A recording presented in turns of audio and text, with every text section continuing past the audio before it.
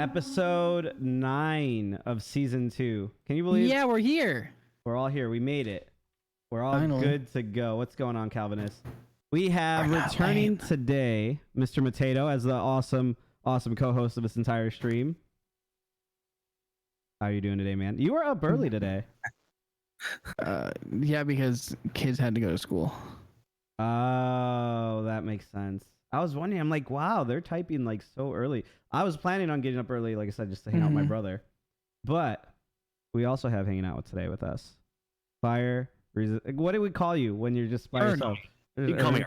Yeah. You can call me Ern. I was going to say half of the Fire Resistant podcast, so are you the Resistance or are you the Fire? I'll be the Resistance, but like I feel so naked without the squirrel rocket behind me. It's just green. And you guys can see that this right here, this is the Dollar Tree green poster board to even. And that's so great, dude. That's awesome. Hey, you do what you gotta do. Yeah. Make it work, buddy. Now, are you at? Because you have you guys mainly stream from your church like studio, right? Yeah, the only time that we don't stream from the church is normally my wife and I at the house. Yeah. So today you went all the way to the church. How far is it from your house? It's like 20 minutes, not bad. Okay. So you came all the way in this Friday morning just to be here on the show and hang out with us. I woke up early. I said, "Hey, Christy," which is my wife's name. I said, "Make sure I'm up by 7:30." She's like, "What?" I gotta go to church. Well, we appreciate you. And then we start 19 minutes late because I have to take a phone call. Sorry. 19 is 30 minutes late. Oh, last I checked, it was 19 when I looked at the clock. I was literally 1 minute away from just getting up and going back home. Sigh, dude. Ken sigh. Right. There you go. Yeah.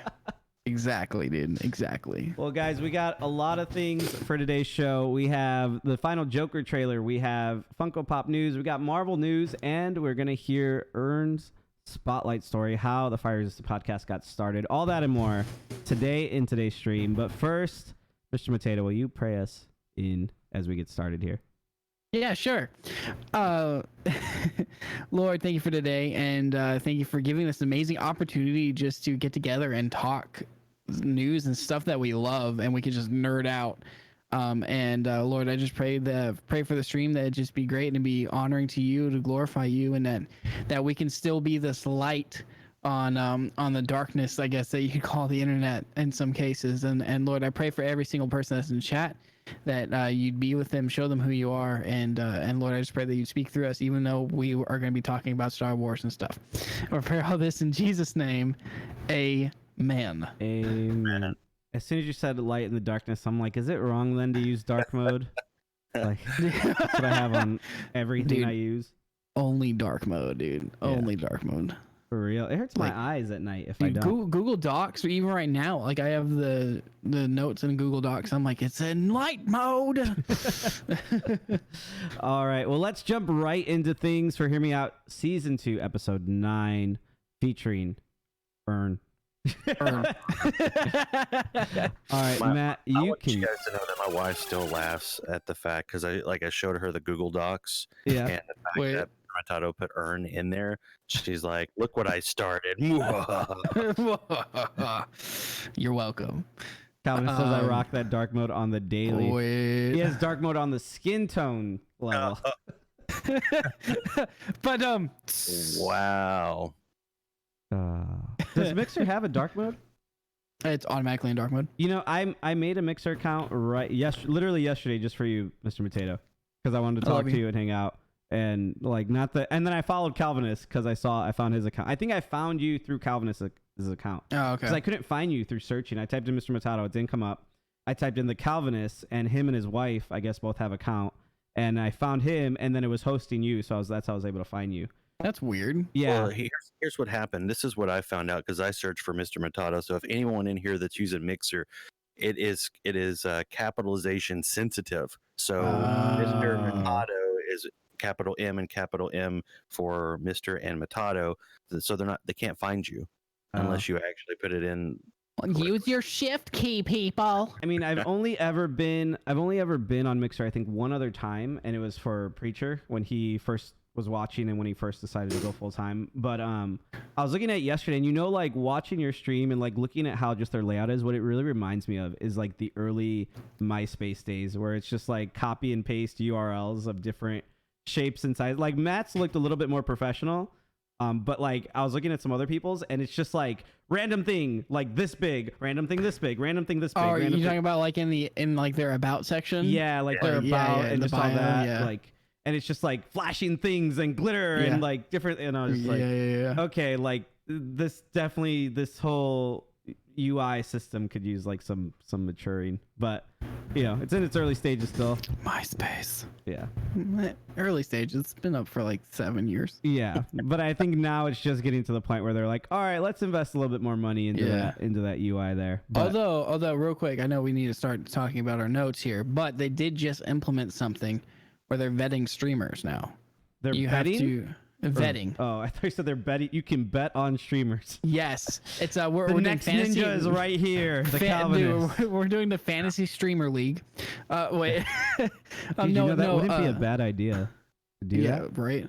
So they have this thing, and it's where if you especially make a new account, if you have an existing account, you go through it, but new accounts, it's like a 24-hour waiting period before you get your stream key. Wow. And of course, like if you're streaming without webcam, I think you'll be fine. But it's like if you have a webcam and all this stuff, if you're just transferring over, you have to watch a safety video that you got to verify your email, and you have to like essentially like sign their contract. And but it's a 24-hour period of them checking out all your stuff before you get your stream key to stream on their platform. Oh, man. So no porn bot accounts on Mixer. There you go. That's good. I would love I'm not even on like my revenue gone. Yeah. I'm not even on. Literally, I said, I made the Mixer account yesterday, not to stream, just to follow Matt at this point and Calvinist and everyone else who's gone over there at this point. But I would love to be involved in the making of those like safety videos. Come dressed up in a Captain America. Come in a Captain America with like my green screen as like a hallway and a chair. So you're thinking about being a Mixer streamer.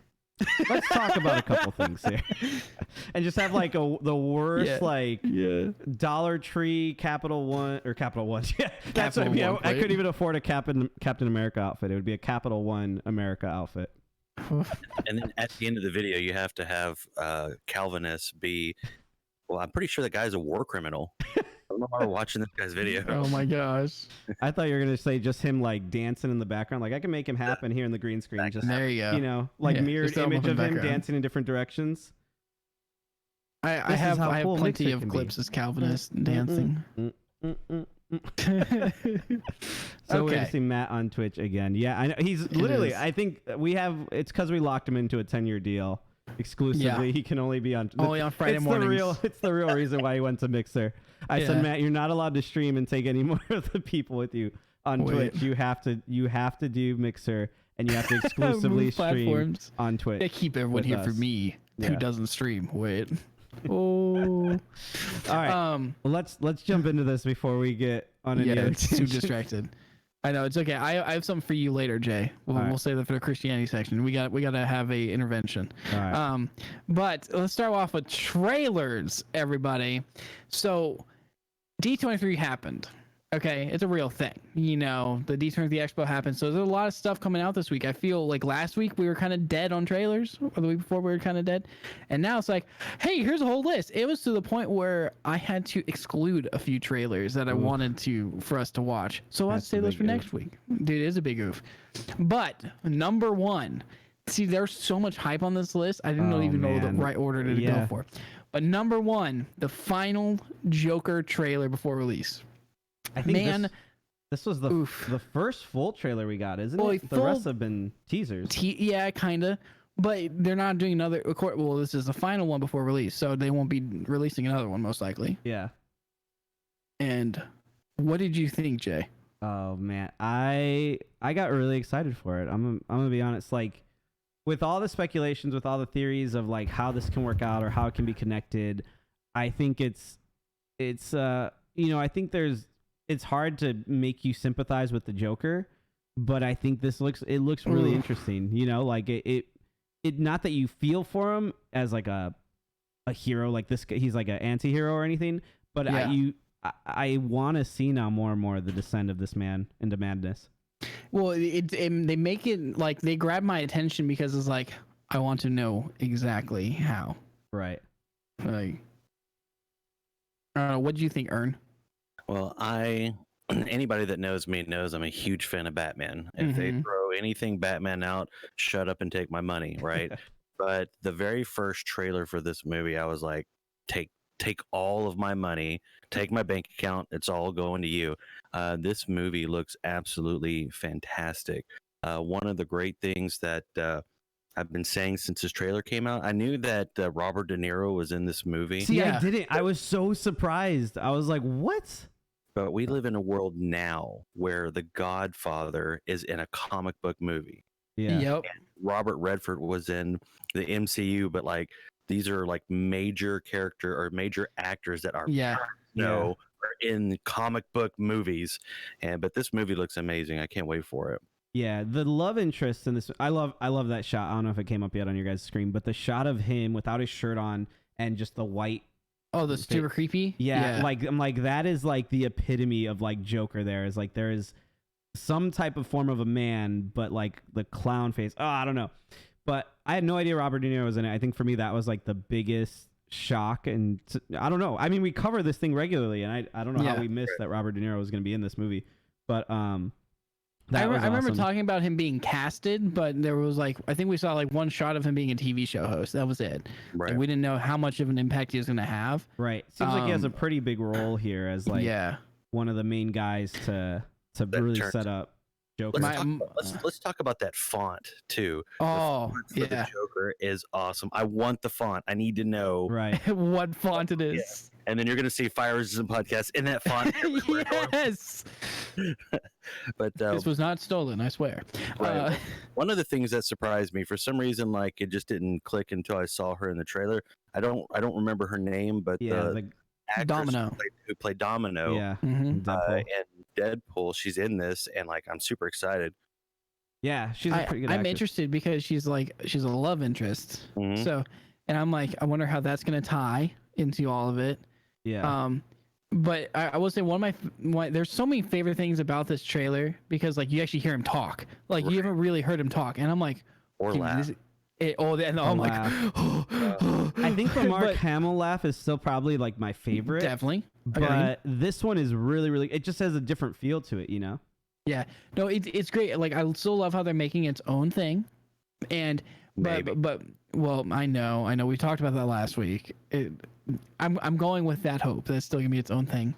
But like even one of my favorite parts about the trailer is just the way they tied it all together. Even at the end, he's walking out on stage, and then you hear "Bring in the clown," like, and I'm like, makes me think of Krusty from The Simpsons.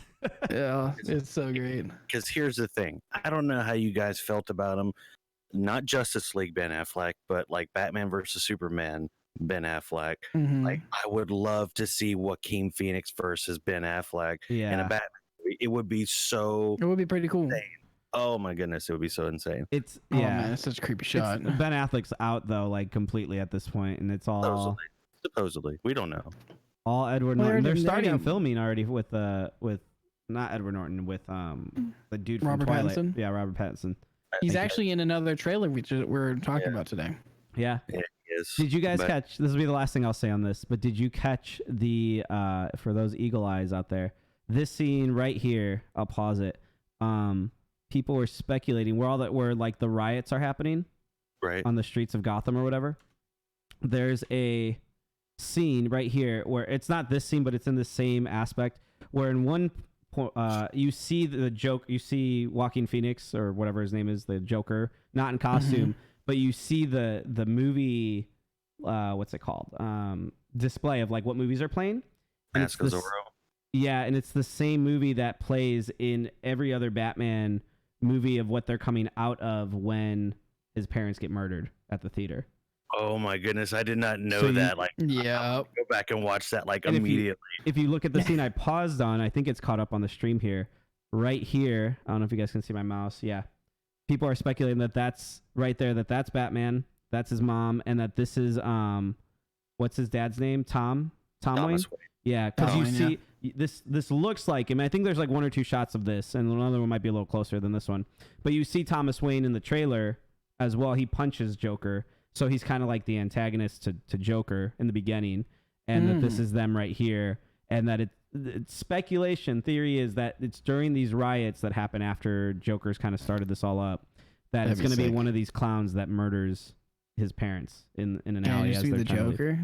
He's not going to go up to Thomas Wayne and say, "Hey, have you ever danced with the devil in the pale moonlight?" I don't know. Yeah. I don't think I get hyped enough. And plus, we have other trailers on here that I'm hyped about. But this also is up on that list. Yeah. So all of us, October, will be there. Yeah, I think it's like the first week in October too, right? Probably more than once if the movie's good. Oh, easily. Yeah. Easily. Okay, well, let's move on to the next trailer since we have 5 in total. That was number 1. So the second one, I should say, is a Netflix original, I believe. It's called The King. Not Joaquin. Not Joaquin. The King.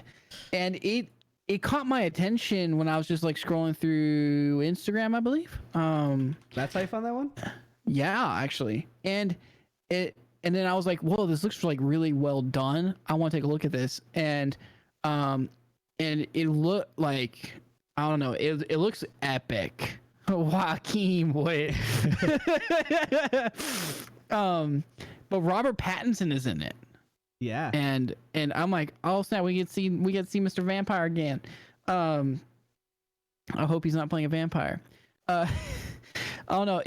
So it says how wayward prince and heir to the English throne is crowned King Henry V after his tyrannical father dies. Now the young king must navigate palace politics, the war his father left behind, and emotional strings in his past life. So, a young child becoming king, and it just looks like it's really well done to me, and so it caught my attention. I'm curious, Ern, what are your thoughts on this movie? So I don't know if we saw the same trailer because I was watching this and I was like, did the WB make a movie? I'm not gonna lie, this trailer did nothing for me. Really? Interesting. I thought all of the acting, especially from the main character, was like horrific. I was like, somebody spent a lot of money on this movie and they're gonna lose a lot of. But then you see that it's Netflix, so they're not really concerned with the box office. No. There's a lot of stuff in here where I was like, oh gosh, I can't believe that somebody greenlit this. But really, I didn't like this trailer at all. Interesting. I guess I'm in the middle ground then, because I'm not like, I don't hate the trailer. It's not my all-time favorite, but like I'm somewhere in the middle to where it's just, it felt like from the opening shot, I got a lot of like, this is trying to be the next Game of Thrones, like it wants to capture that same audience. And I was like, this could go in a similar direction if they want to. And it has a little bit of enough lore and spin on it to be like, oh, this is, King Arthur's court or what, or Camelot or whatever it's going to end up, being. I don't know. There's a direct shot toward the end of the trailer that was taken directly from Game of Thrones, when Jon Snow was stuck in the middle of the battle of the and everyone's like dying and he's getting covered. Yeah, well, there's an upshot of him trying to breathe, and it's like it's at the end of the trailer. There's the same shots. Yeah, I was thinking just from the very beginning when they show like the dad and they put, or whoever it is, and they put him on to be axed or whatever, and they just cut his head off in this courtyard. I'm like, yeah, it's very Game of Thrones-esque, and I don't know, like. If you were to go back to season 1 of Game of Thrones, I feel like there's probably a trailer very similar to something like this, and so it could have potential. I think it could go in a good direction if they want to. But I don't know. We'll have to wait and see. Always just because it's a Netflix thing gets bumped up, but who knows for how much longer we're going to have Netflix. I mean, true. With Disney Plus coming out, I think they need to make trailers that really like hit home and are like, yes, this is why I'm keeping my $12.99 in Netflix, or I'm like not convincing my family to keep that $12.99 Netflix that I have. Right? Yeah, no. Hey, Dad, can you keep that subscription going? So for me, I enjoy it because I like anything historical, but when it's like that kind of political style thing, because I'm always intrigued by it. Yeah. But that's why it grasps me. But I've never watched Game of Thrones, so I'm like I'm not equating it to that. But you've never seen Game of Thrones? Yeah. No. Never. He keeps his mind clean, sir. Yeah, that's good. That's probably a good thing. True. I would never have watched it on my own. It's just Sorry, that I'm my not wife. a fake pastor. Yeah, there you go. My wife Just kidding, guys. My wife watched the whole thing up to season 7 or whatever. Yeah. And then when the newest season was coming out this past year, she rewatched it. And so between both of her watching it by herself, I got caught in it the second time around, being like, "Oh wait, I remember that from like seeing a moment of you watching it last time to where we just watched it all together, and then we're vastly disappointed in the final season." It sounds like Adam blaming Eve after. Right? Yeah, it's just like that. My wife was watching This Game of Thrones. woman that you gave me, Lord. She's the reason why we have bad taste in shit. my I mean, gosh. I think I thoroughly enjoyed season 8 of that show, though, just because of how bad it was and like how angry people were getting. How dare you, sir, say that? I'm out of here. Forget it. Okay. So speaking of Netflix, right? Netflix, and it's actually soon, guys.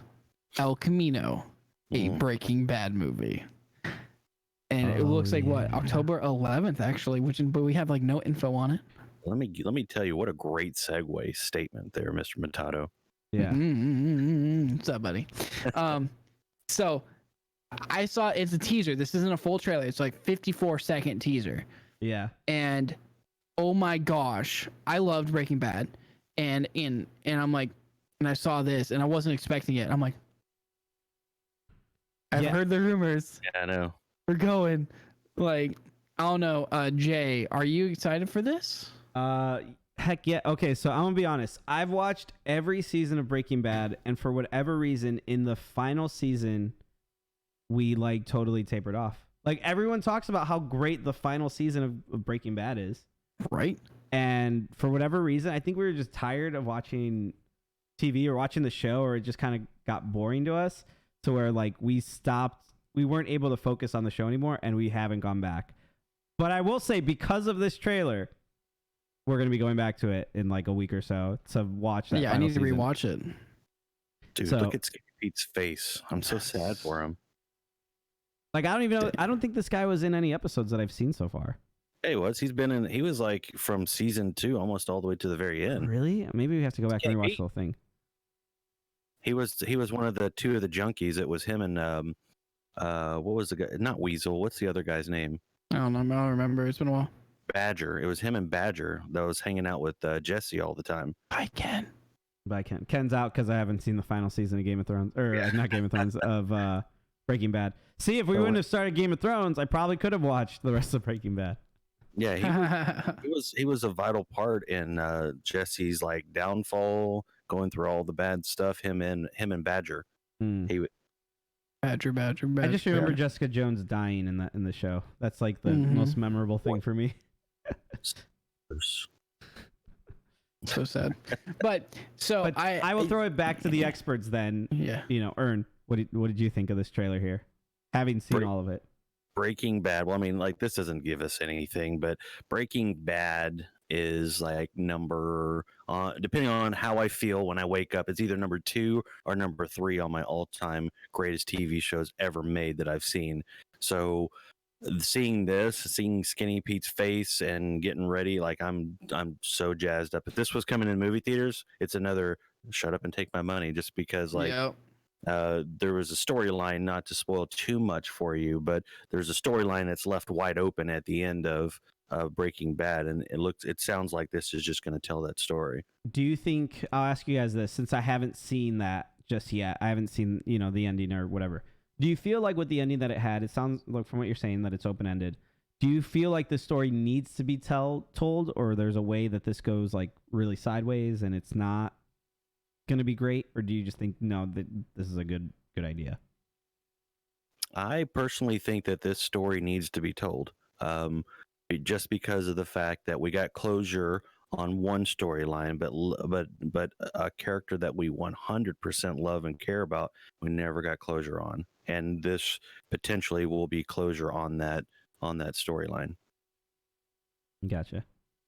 And chat wants to know what's your list. What's your number 1 then? You said this falls in the top, but okay, so number 1, there's a huge gap between number 1 and number 2, and I don't see how any other show will ever catch what this one did. Okay, The Walking Dead. No. No, there's a show, not Agents of Shield, but there is a show from the early 2000s called The Shield, and Oh yes. it's my favorite show of all time. Really? At the time it came out, it was groundbreaking. It was in the middle of the Sopranos run. It was in the middle of when 24 was at the top of its game, and it outshined all of them. So, and then number two, the thing that switches between Breaking Bad and this one is Battlestar Galactica. Battlestar Galactica it ended to me. It ended perfectly. It was a good show. Yeah, it was a really good show. So well, all those were. Although my personal favorite is like Sons of Anarchy, but it's just. But so with this, dude, like, and if that's right, because I see the poster, it says October 11th. Like, we're close, and they only gave us a teaser. Like, this is sick. Oh, dude, I just lost my train of thought. Oh, no, Meg was asking, it's like, oh, are we gonna keep Netflix if we're going Disney Plus and the Hulu, ESPN thing, like their bundle? And I was like, we need to at least keep Netflix so I can see the Breaking Bad movie. Yeah. And I got the whole like keep Netflix until November, right? Yeah. Like, hey, just so we're talking about here, you guys know that there's like a deal going on right now where you pay. I was gonna talk about that. Oh, sorry. In the show. I mean, I was talking about Six Flags. Yeah, there's a deal with Six Flags. And that's going to be gone soon too, Caspin. They're losing The Office. We and my wife just rewatched all of the series because it's getting. I just saw Dinner Party. I love the Dinner Party. My favorite is just where he's like, "Yep, I decided to spoil myself. I went all in and bought the plasma." He's like, "This is for me, and when we have guests." It's like, dude, the bloopers for that one scene are the best. I have to look that up. I referenced it the other day, and I referenced it to Meg, and I was like, "Good luck paying for that. What's your $0 a year salary, babe?" Yeah. Okay. Well, so I think the consensus, we're all pretty excited for this Breaking Bad movie on Netflix. True. Yeah. Netflix, don't screw it up. I think they did a pretty good job with Better Call Saul. So. I love Better Call Saul. So good. I'm like worried for Netflix. Good, like they need something here. Like they need good shows. Like aside from like Stranger Things. Like, are you doing okay? Exactly, Jones. I watched a video where that was just the title of it on YouTube was, "Hey Netflix, are you okay? Like, what's going on? Like, Disney Plus is like kicking your butt right now. Like." They haven't even launched yet. Yeah, they lost. I think this last quarter they lost like over like 10,000 subscribers or something like that. Like they're on the decline right now, and they blame it on their content drought from this past like quarter or whatever. And they just had Stranger Things this past quarter. Right. Like, well, I think it's a mixture of things. As you probably guys, I don't want to get into it too much, but as you saw from Gillette just posted $8 billion loss because they went woke on us too much. Well, Netflix did that with Georgia, where they were trying to force Georgia to take away the heartbeat law, and then but Disney did it too. Yeah, but it was because Netflix was the first one to take the stance. They took all the heat from it. Yeah. Anyways, that's a side thing. You definitely got a point with that. But let's segue into Disney Plus. Speaking of streaming services, so Disney Plus exclusive trailer for a new series unheard of in the past, The Mandalorian. They dropped the trailer at D23, and we've heard about it, but then they actually like I saw like the clips of like the cell phone stuff but then they actually like released it, and oh my gosh, I am so freaking hyped. I'm glad I'm jumping on this Disney Plus train. True. Like earn real quick, like dude. What? The hype. Oh, sorry. What do you think? You cut out. We were waiting. There was so much intenseness there. We were waiting to hear what you were going to say to him. Yeah, you're welcome. Look, there's Apollo Creed. I mean, like you put Star Wars and Apollo Creed together, and I've already given them Jon Favreau behind it. Yeah. Like, at this point, we don't know too much about it outside of the description saying that it takes place in between of episode 6 and episode 7. Yeah. So there's a possibility that we'll get Jedis in here at some point. So this show has like major amounts of potential. I can't wait to watch it. Yeah. I mean, they spared no expense with the show, which is great. I will say, Spend and no again, expense. the Netflix rule of everything's +2 in our books if we have the streaming services already, and it's essentially almost not free, but content that's just right there in front of you. As someone who knows, like, I am not crazy about the newest direction that a lot of the Star Wars movies has taken. I'm not really that excited, or wasn't that excited for, the next Rise of Skywalker or whatever. But this trailer, I will say, has gotten me really excited for this series. Like, I think it's going to be, it looks pretty good from the trailers alone. And I'm excited to be able to jump into the series and hopefully see a different direction than just what the movies have done. It looks like a darker, grittier take, but my favorite part is I am loving series. Like, I want limited series because I want more content. Like, that's what it is. And we're going to get a series out of Star Wars instead of waiting years for movies. We can have it now.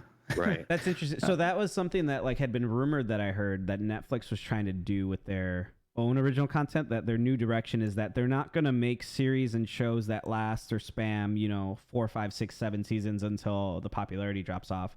What their new focus is trying to be, at least from what I heard, is make a show and just have it be planned to be 2 seasons and then done, and then move on to the next, because it gets, people want more money, actors want to get paid more, directors want to get paid more, so it's just easier to go nope. Yeah. And would you guys want that with a series like this? Would you want just only 2 seasons, like 2 seasons? Mandalorian? Done? Yeah, I don't know. It depends. Like, I would have to see what their plan is, because like with Disney doing their own stuff, you could plan another series, right, and remove all of the actors except for the guy playing the Mandalorian, and he could be in a different show, right. So if they do something about the Jedi Temple that Luke puts together in between 6 and 7, then they could send them out and run into this guy. You have that cohesive world building that they've already done. Right. Yeah, no, I agree. I think, man, I don't know. I'm just, the possibilities of what they could do with all these things. And you're right. Like, why wouldn't they? They have that similar strategy when it comes to MCU stuff and like WandaVision, merging into Doctor Strange stuff or affecting that. Like, why couldn't they do that with Star Wars stuff, and be able to tell a lot more of that expanded universe or legacy universe storyline? We've needed that for so long. I actually was talking to Jack of All Studio last night after rehearsal about some of this, and we were like theory crafting, of course, and but we were nerding out, and he we were just like, we need more of that in the Star Wars. Like, we started again with Marvel, but we do need that with Star Wars to fill in those gaps, because after the EU was not canon, like, we need more canon like stuff in, and this is a perfect way to do it, is start with this and then add more down the line with Disney Plus. Right. Like, aren't they bringing back Clone Wars? I think they are. I think they are. And then we have another piece of Disney news that we're talking about a little bit later that I'll save, but another Star Wars show that was announced at D23. Like, they're bringing it all in. So as long as they can do it right, we're gonna be on a gold mine for Star Wars. Yeah, unending content. Yeah, seriously, if it's done correctly, though, that's the problem. Right? Wait, what? I said if it's done correctly, because that's ultimately the problem. Because Disney and Marvel and all them, they're masters at making great trailers, and I'll have more to say on that the next trailer that we watch. Yeah. All right, so with that segue, should we just go right to the next one? Matt, lead us in. Like, I pitched that to you, like, here's the segue. Boom. Yeah. Well, so speaking of Star Wars and trailers done well, at D23, they also dropped the Star Wars trailer for Episode 9. Like, it was a full trailer, right? Yeah. It's a full trailer. Yeah. Full trailer with a twist at the freaking end. Like, I was so hyped when I saw this. I've seen it now probably 10 times. And of course, my hype is real. But, dude, okay, I'm going to start it off. Like, Jay, you're not a fan of the newest Star Wars movies, but did this trailer do anything for your little heart? I mean, like, half of the trailer is just recut footage from the original series. So like, I like that part of it, and I get it. They're playing on nostalgia. I hope, and I hope it's not just a continuation of just like repeating storylines. But I will say, from the new stuff that we kind of saw in there and the development of it, I'm like, it could be good. I'm hoping JJ can bring it back and give us something new and something creative and really like take these characters somewhere, unique or a little bit different. I think seeing Carrie Fisher was kind of sweet moment to see in there, if I remember at the end of the trailer, and the race stuff. But I'll kind of say that to start with. It hasn't like made me I need to see this on opening night, but more like, yeah, I will see this in theaters probably still. Whereas before I was like, I'll just wait till $5 Tuesday or like whatever. It's like I'll go see it with friends at some point. I showed the boys the trailer. Everyone here is hyped about it. We are gonna go see it on opening night. Nice. Like as a family. I mean, like if you invited me and bought me a ticket and I flew out there, and like then I'd see it on opening night. Then I'd be excited. Because I'd be more excited for you guys to see this movie and want to watch your reactions than I care to even watch the movie. Okay, well then, Ern, what did you think about this trailer? So, Force Awakens and Last Jedi all have amazing trailers. They do. Mm-hmm. They do. But the execution has been absolutely destructive, horrific filmmaking. So, like, that's why they made this trailer the way they did. They start off with Luke Skywalker. They show you a bunch of the Holy Trilogy. Then they throw the Holy Trilogy, the tiny bit of George Lucas's prequels, and then they rock into what we're going to see in the movie ahead. I don't like what they've done. Force Awakens, in my opinion, was a remake of A New Hope, just a crappier way, because you couldn't cheer for Rey because she was kicking everybody's butt. Yeah. And then The Last Jedi was one of the worst films I've ever seen in my life. You don't like Rose? The creation of Rose is the greatest. Love to save them, man. The Last Jedi is an entire hear me out conversation. Not true. Right. So I don't want to start down that. So I don't think that they're going to end this trilogy well at all. When you look and if you pause the final scene when this dark Rey it's clearly a CGI face, whether it's a dream sequence or what. It's not. I don't think it's Daisy, because Daisy is she's a skinny girl, but it seems like whatever we see is way too slender. Her face is too slender. So I think that it's either dream sequence or it's all CGI. It's not actually her. I'm more intrigued to find out what's going on with C-3PO and why his eyes are red more than I am. What happened to the red arm? The red arm just disappeared in the last movie. Now he's got red eyes. Yeah. So you pause it right there. Yeah, right? I got it for you. Look at her face. It's slender. It's kind of like kind of got tone that she normally doesn't have. And then if you pause it, like when she flips out the lightsaber, she's like, it's super skinny, kind of slender, tall. Yeah. It doesn't look like her at all. So again, although I'm not personally invested in this movie too much myself, I like still the theory aspect of movies, of course, and trying to predict what's going on. So there's been a couple different things that I've read and seen, and one that I kind of believe right now, at least, where. So one of them is it's a dream sequence. It's it's Dark Jar Jar, exactly, hipster. So there's been that one going around. There's it's a vision that Rey's having or of some kind from Palpatine or something like that. But my favorite one right now, I think that I'm leaning the most towards is that Rey has like there's some type of twin, or a clone. Yeah, or clone. There's always been, like Luke and Leia, and in the expanded universe, there's always like stories of twins, and even like I think is it Luke who has the twins in the expanded universe? I'm trying to remember. No, it's Leia has a twin. Leia has the twins. That's right. Yeah. Yeah. And right. I think could it be the same thing here where she just was under someone else, and that's why she looks a little different, like you were saying, or a little skinnier, just a little different from Rey. And this is I don't know. I was trying to think of other Rey names. The other day when I was listening to it, I was like, what could her name be? Rose, or Raven, or Raven sounds like a dark Raven. Name. Yeah. Raven. Well, it is from the Old Republic. Yeah.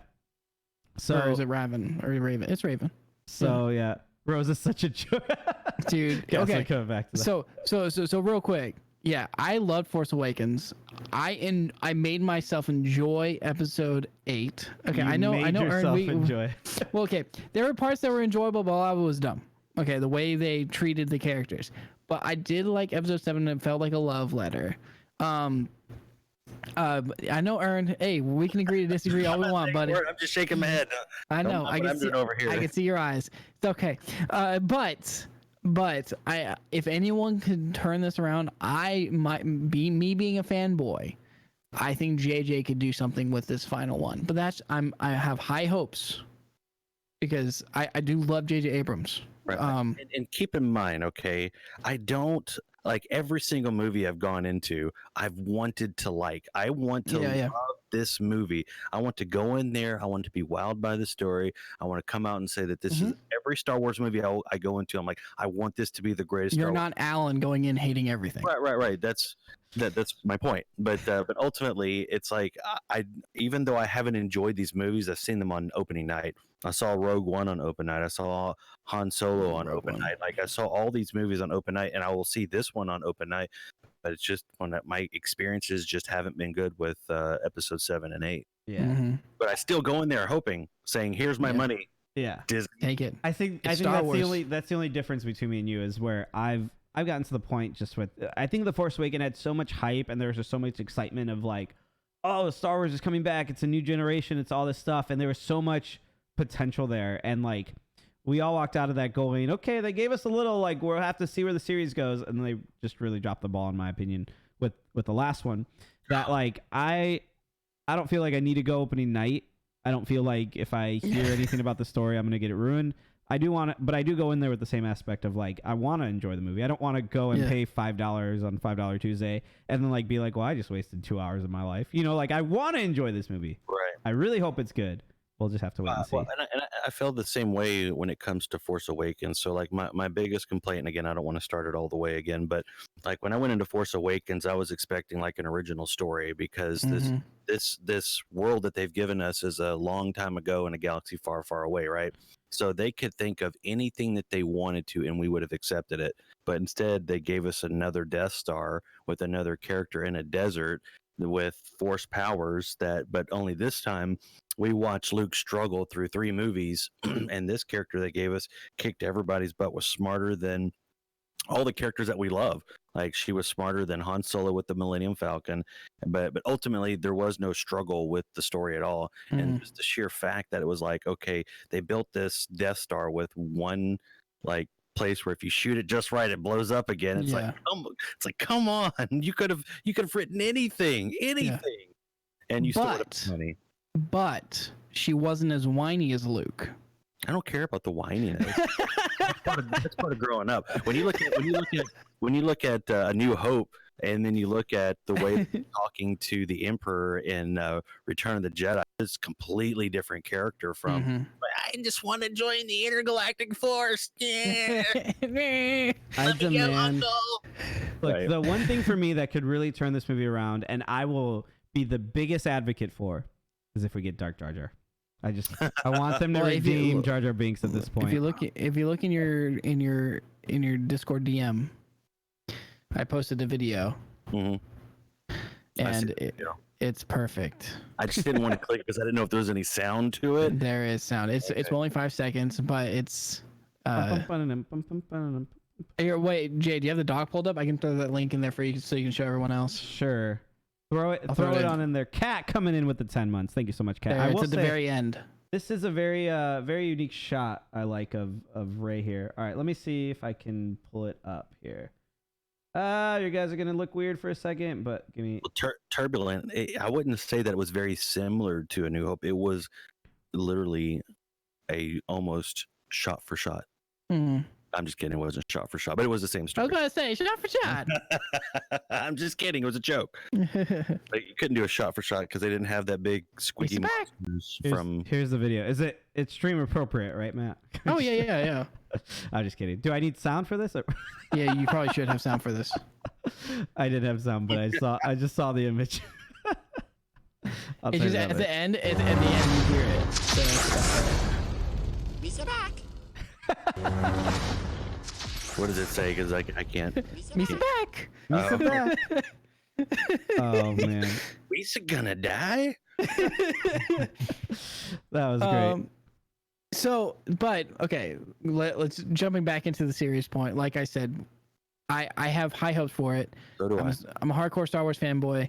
I was like I said, I was nerding out, and Meg has proof because I was late when I told her I'd be home. I was talking to my buddy Chad about it, and we were just nerding out and telling what we want, in this movie. And there's so many possibilities, but like the two things is JJ, but my other thing that can save this is honestly Palpatine. Like I know like the prequels, we shall never talk about them, but the way like that actor who does Palpatine and Darth Sidious, like the master manipulator, like that. Oh man, it's so great. Jar Jar's behind Palpatine. We can go into that later. I wish we would aside from the characters, I wish we would move beyond the Holy Trilogy. That's my biggest. Well, we are. Yeah. We're not though. We're not because we're still dealing with the Death Star, and the original teaser trailer ends with them coming on to a planet. Well, that fight in this trailer was of Kylo and Rey fighting. They were on pieces of the Death Star. Like they look like the trench. Right. But we need to move beyond. I mean, can't do it anymore because the movie's over with. Yeah.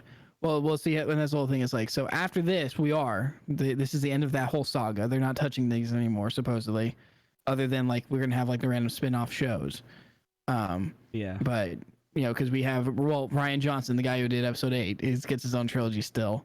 And we have the Game of Thrones guys getting their own trilogy. So there's plenty of possibilities to move on. I still want, I want to make all these old things canon again. But they need to take that trilogy away from Rian Johnson.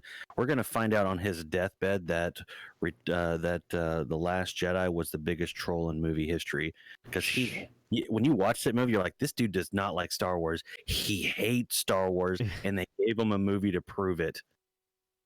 So on his deathbed, he's going to be like, I hate Star Wars, and that movie was a troll. Can we get George Lucas back, please? No, not him either.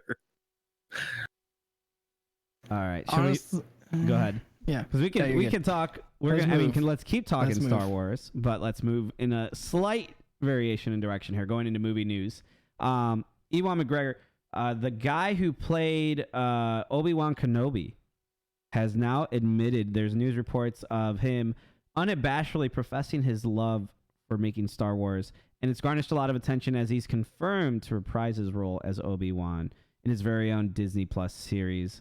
What did you guys think when you heard this news? There's no trailers just yet. There's nothing that we've seen, but the guy who pretty much was the main star of The Phantom Menace, and within a trilogy that wasn't very well received, I think a lot of people really enjoyed him and his role.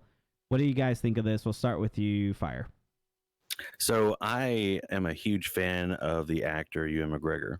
He's so good. He's been in so many things. He was the best part, in my opinion, of the prequel series. So for him, aside from Jar Jar, from Jar Jar, so I think that him coming back to play Obi-Wan Kenobi, I think would be absolutely amazing. For them to give us I didn't watch the series, but I've seen the clip of when Obi-Wan and Darth Maul fight to the death. Like, if we got an actual like live action version of that, that'd be absolutely amazing. Yeah, I agree. Spoilers. Yeah, I don't know. I mean, what do you think? It's gonna be set in the past? It has to be, right? Or oh yeah, it has to be. It has to take place between 3 and 4. Maybe. Hello there. Maybe, or another clone, or Jar Jar is constructing all of these clones and stories. Man, if they don't do anything with Jar Jar with the Disney Plus stuff, I'm gonna be annoyed. They need to have a Star Wars What If series. Yeah, Star Wars What If. Jar Jar. Where Jar Jar just tells all the story. Like every episode just starts with him opening a book to tell you about his stories of the Jedis. Today's we're going to talk about when Ben Solo. Oh my gosh, dude. Oh, wait. So off topic. This is a major I'm digressing, but did you hear like the actor of Jar Jar got like all the hate and like it like drove him to like serious depression? Right? Yeah. Like I believe it, man. And I'm like, bro, don't blame him. Blame George Lucas. Okay, but okay, I want to talk about this because of course I posted this into the show notes. Yeah. Take it I away. am Matthias. so excited. Like I love, like you just said, Ewan McGregor. He's an amazing actor for one. Mm-hmm.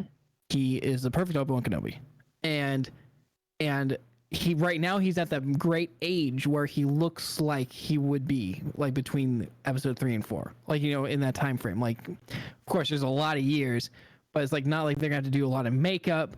Like they have like a look. This is a couple years after, 5 or 10 years after episode 3.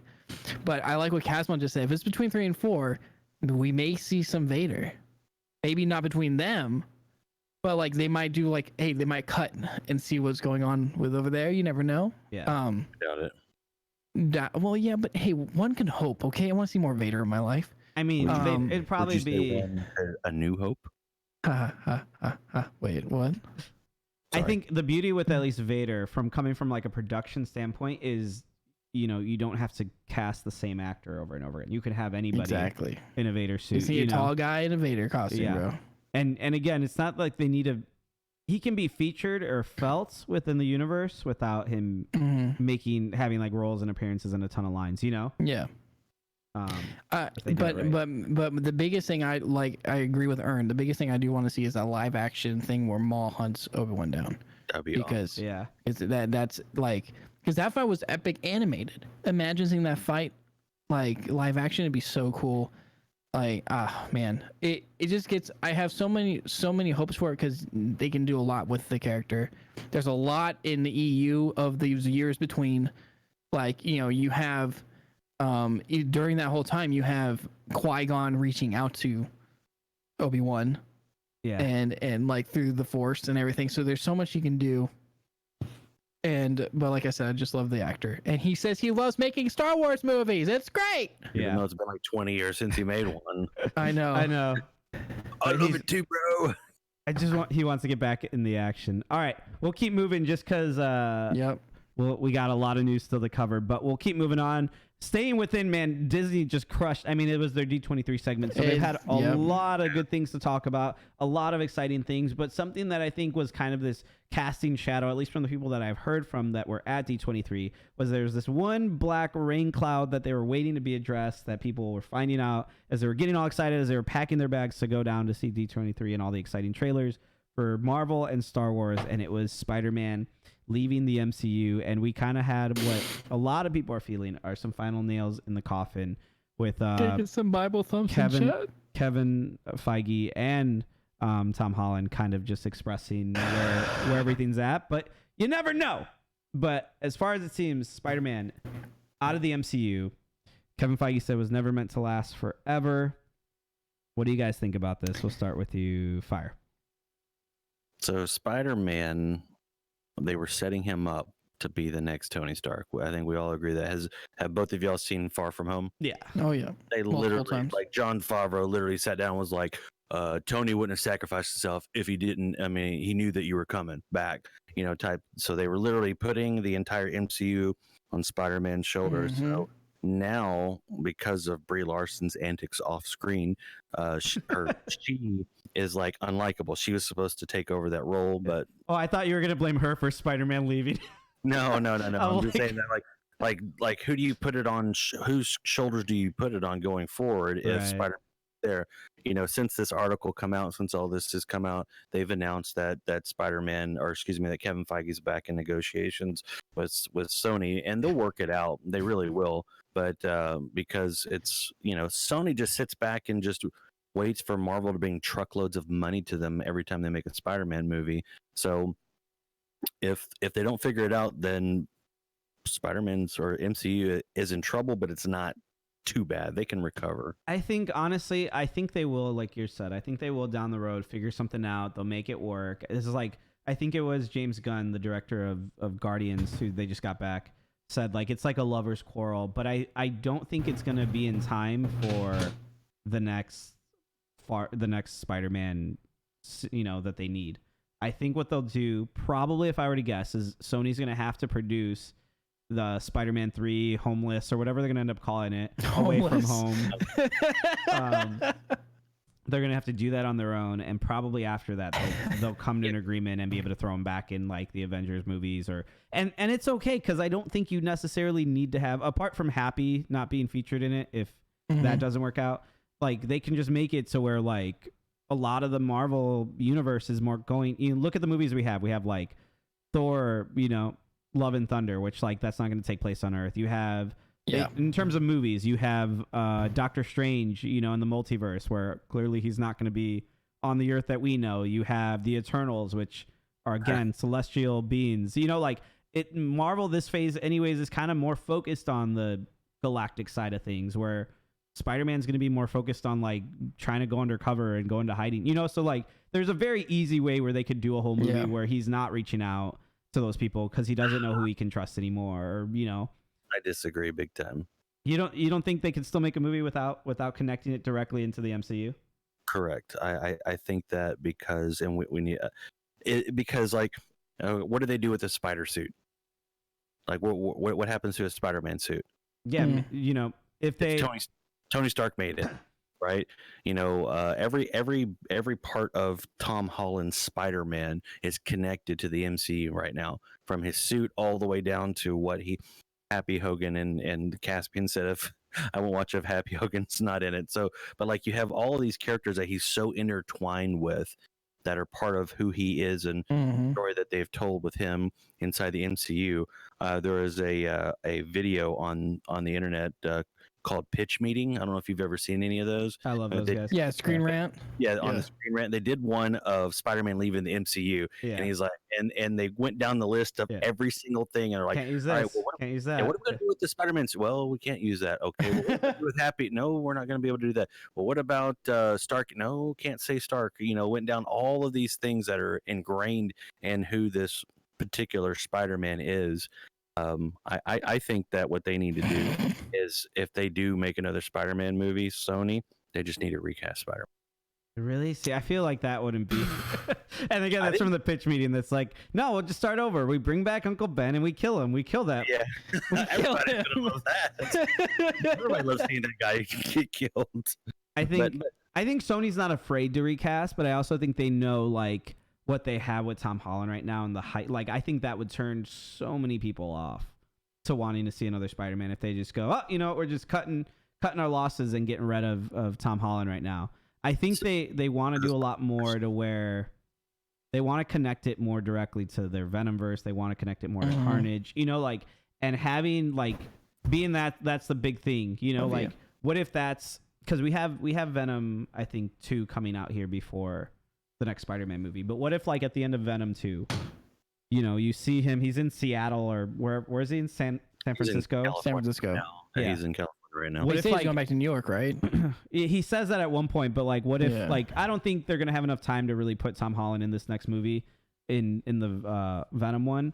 I think they kind of had their own thoughts on it and the deal that Marvel, Disney and Sony had that he wouldn't be in the Venom movies. What if like though at the end of Venom 2, there's a after credit scene where when it's all said and done sees the footage of Mysterio leaking, Parker's true identity, and they for whatever reason decide they need to go find him. And then in the third movie, it's really focused on Spider-Man running from Kraven the Hunter, and then like finding Venom, or like whatever. Like there's plenty of Spider-Man story I feel alone in the universe that like if they, not that I want them to have to not include any of those other things, but where if they have to, they could come up for a reason why he doesn't have his suit, or why like why he has to be on the run and he's not able to reach out to these other people, and he's I don't know. I think they could still do it. And I hope that they can come to an agreement at some point. Well, what do you think? And so well, great. I want to keep Spider-Man in the MCU, and heck, at some point, I would love for them. I don't know how, but to bring Venom and Carnage into the MCU, like that's what I would want. But it's that whole thing. But again, like when we were reporting on all this news and stuff, I want like a lot of the stuff that we're reading are articles and they're like hearsay of what's happening. Like, of course, you have like the official statements from like Kevin Feige, or you might have an official statement from Sony.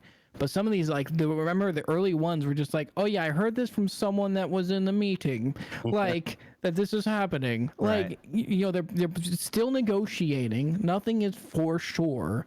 Like, it's still like it seems like it is right now, but like Disney just announced a like Marvel Land for their parks with a Spider-Man ride. Like, they just announced that they're planning on building it. Like, and of course, I remember they were prepping for D23 and all this stuff happened. But I was like, Disney, I think, is going to try their hardest to make sure they still have that IP, because that's a big draw to their park too. Is like, even right now in their parks, they have a meet and greet with Spider-Man, like the newest Spider-Man. Like, they have all this stuff. The movies just made what, past the $1 billion mark for Far From Home. I really think that both companies aren't stupid enough to split, because, like, you know, the biggest thing was, at least from what Chad told me, Chad, There he is. they don't own the movie rights. Okay, thanks, Chad. Yeah. But it's like the biggest thing was it was fighting over Kevin Feige having say in it. So That's the thing. That's what I was going to bring up here, is that Kevin Feige doesn't usually mince words. Like, if he doesn't know about something for sure, or if he doesn't want to talk about something, he'll just say, I don't want to, you know, no comment. Like, he's very clearly meticulous, like, and he knows because he's the top guy, you know, and has the most involvement that's in front of a camera regularly, being interviewed by people. So for him to say, like, yes, this wasn't meant to last forever, and he's not leaving a lot of room to say, hey, there's room to come back to the table, or anything like that. He's just very much like, hey, just set the right expectation. He's probably not coming back, you know, which sucks, because I do think they had a lot set up for him, and I don't think the full story was told, even though he says that, like, hey, we got to tell the story we wanted to tell. I think they got to tell a part of it, but they were still really looking forward to what they could have done with Spider-Man in the MCU. Yeah, the end scene credits with Spider-Man not only was, to me, the best part of the movie, but like it set up so much. Yeah. I as far as the bringing Sony's Venom into the MCU, the way that they set up Venom, they've already made him an anti-hero. So I don't know how or why Venom would hate Spider-Man at this point. So I don't know how Tom Hardy's Venom would work out in the MCU, just because, like, what, he sees him on TV and he automatically just like, we need to go beat up that guy for no reason at all. Who knows? Maybe it's like we don't know where the movie could go, you know? Like, we don't know how it connected Carnage to the initial one at first, you know? But maybe there's another symbiote in New York, or I don't know. There's a number of ways I think they could still take it. Excuse me, it's symbiote. How dare you? Whatever. Sorry. Symbiote. You gotta watch the trailer. Chad just said, and this we talked about last night, is like, I'll be interested to see how Marvel handles it, although I guarantee Kevin Feige has a contingency plan, and he said last night, I was like, I'm pretty sure from the beginning he had a backup plan in case this whole Spider-Man deal fell through. Again, like, look at, aside from Ant-Man Happy, who had a real deep relationship with Peter Parker outside of Tony? You know, Tony, and then I would say the next person in line who had any type of real connection to him, no, I was gonna say Captain America. When he's like, took a shield once. Yeah, he took a shield once and wrapped him up, and he's like, "Where are you from, kids? Oh, Queens. Oh, Brooklyn. Whatever, you know." And like that. Other than that, what big interaction has he had with anyone else? Like, Star-Lord held a gun to his head for a few minutes, and there's who's tomorrow. And she's like, "Hey, Peter Parker, can I have that gun?" And he's like, "Here you go."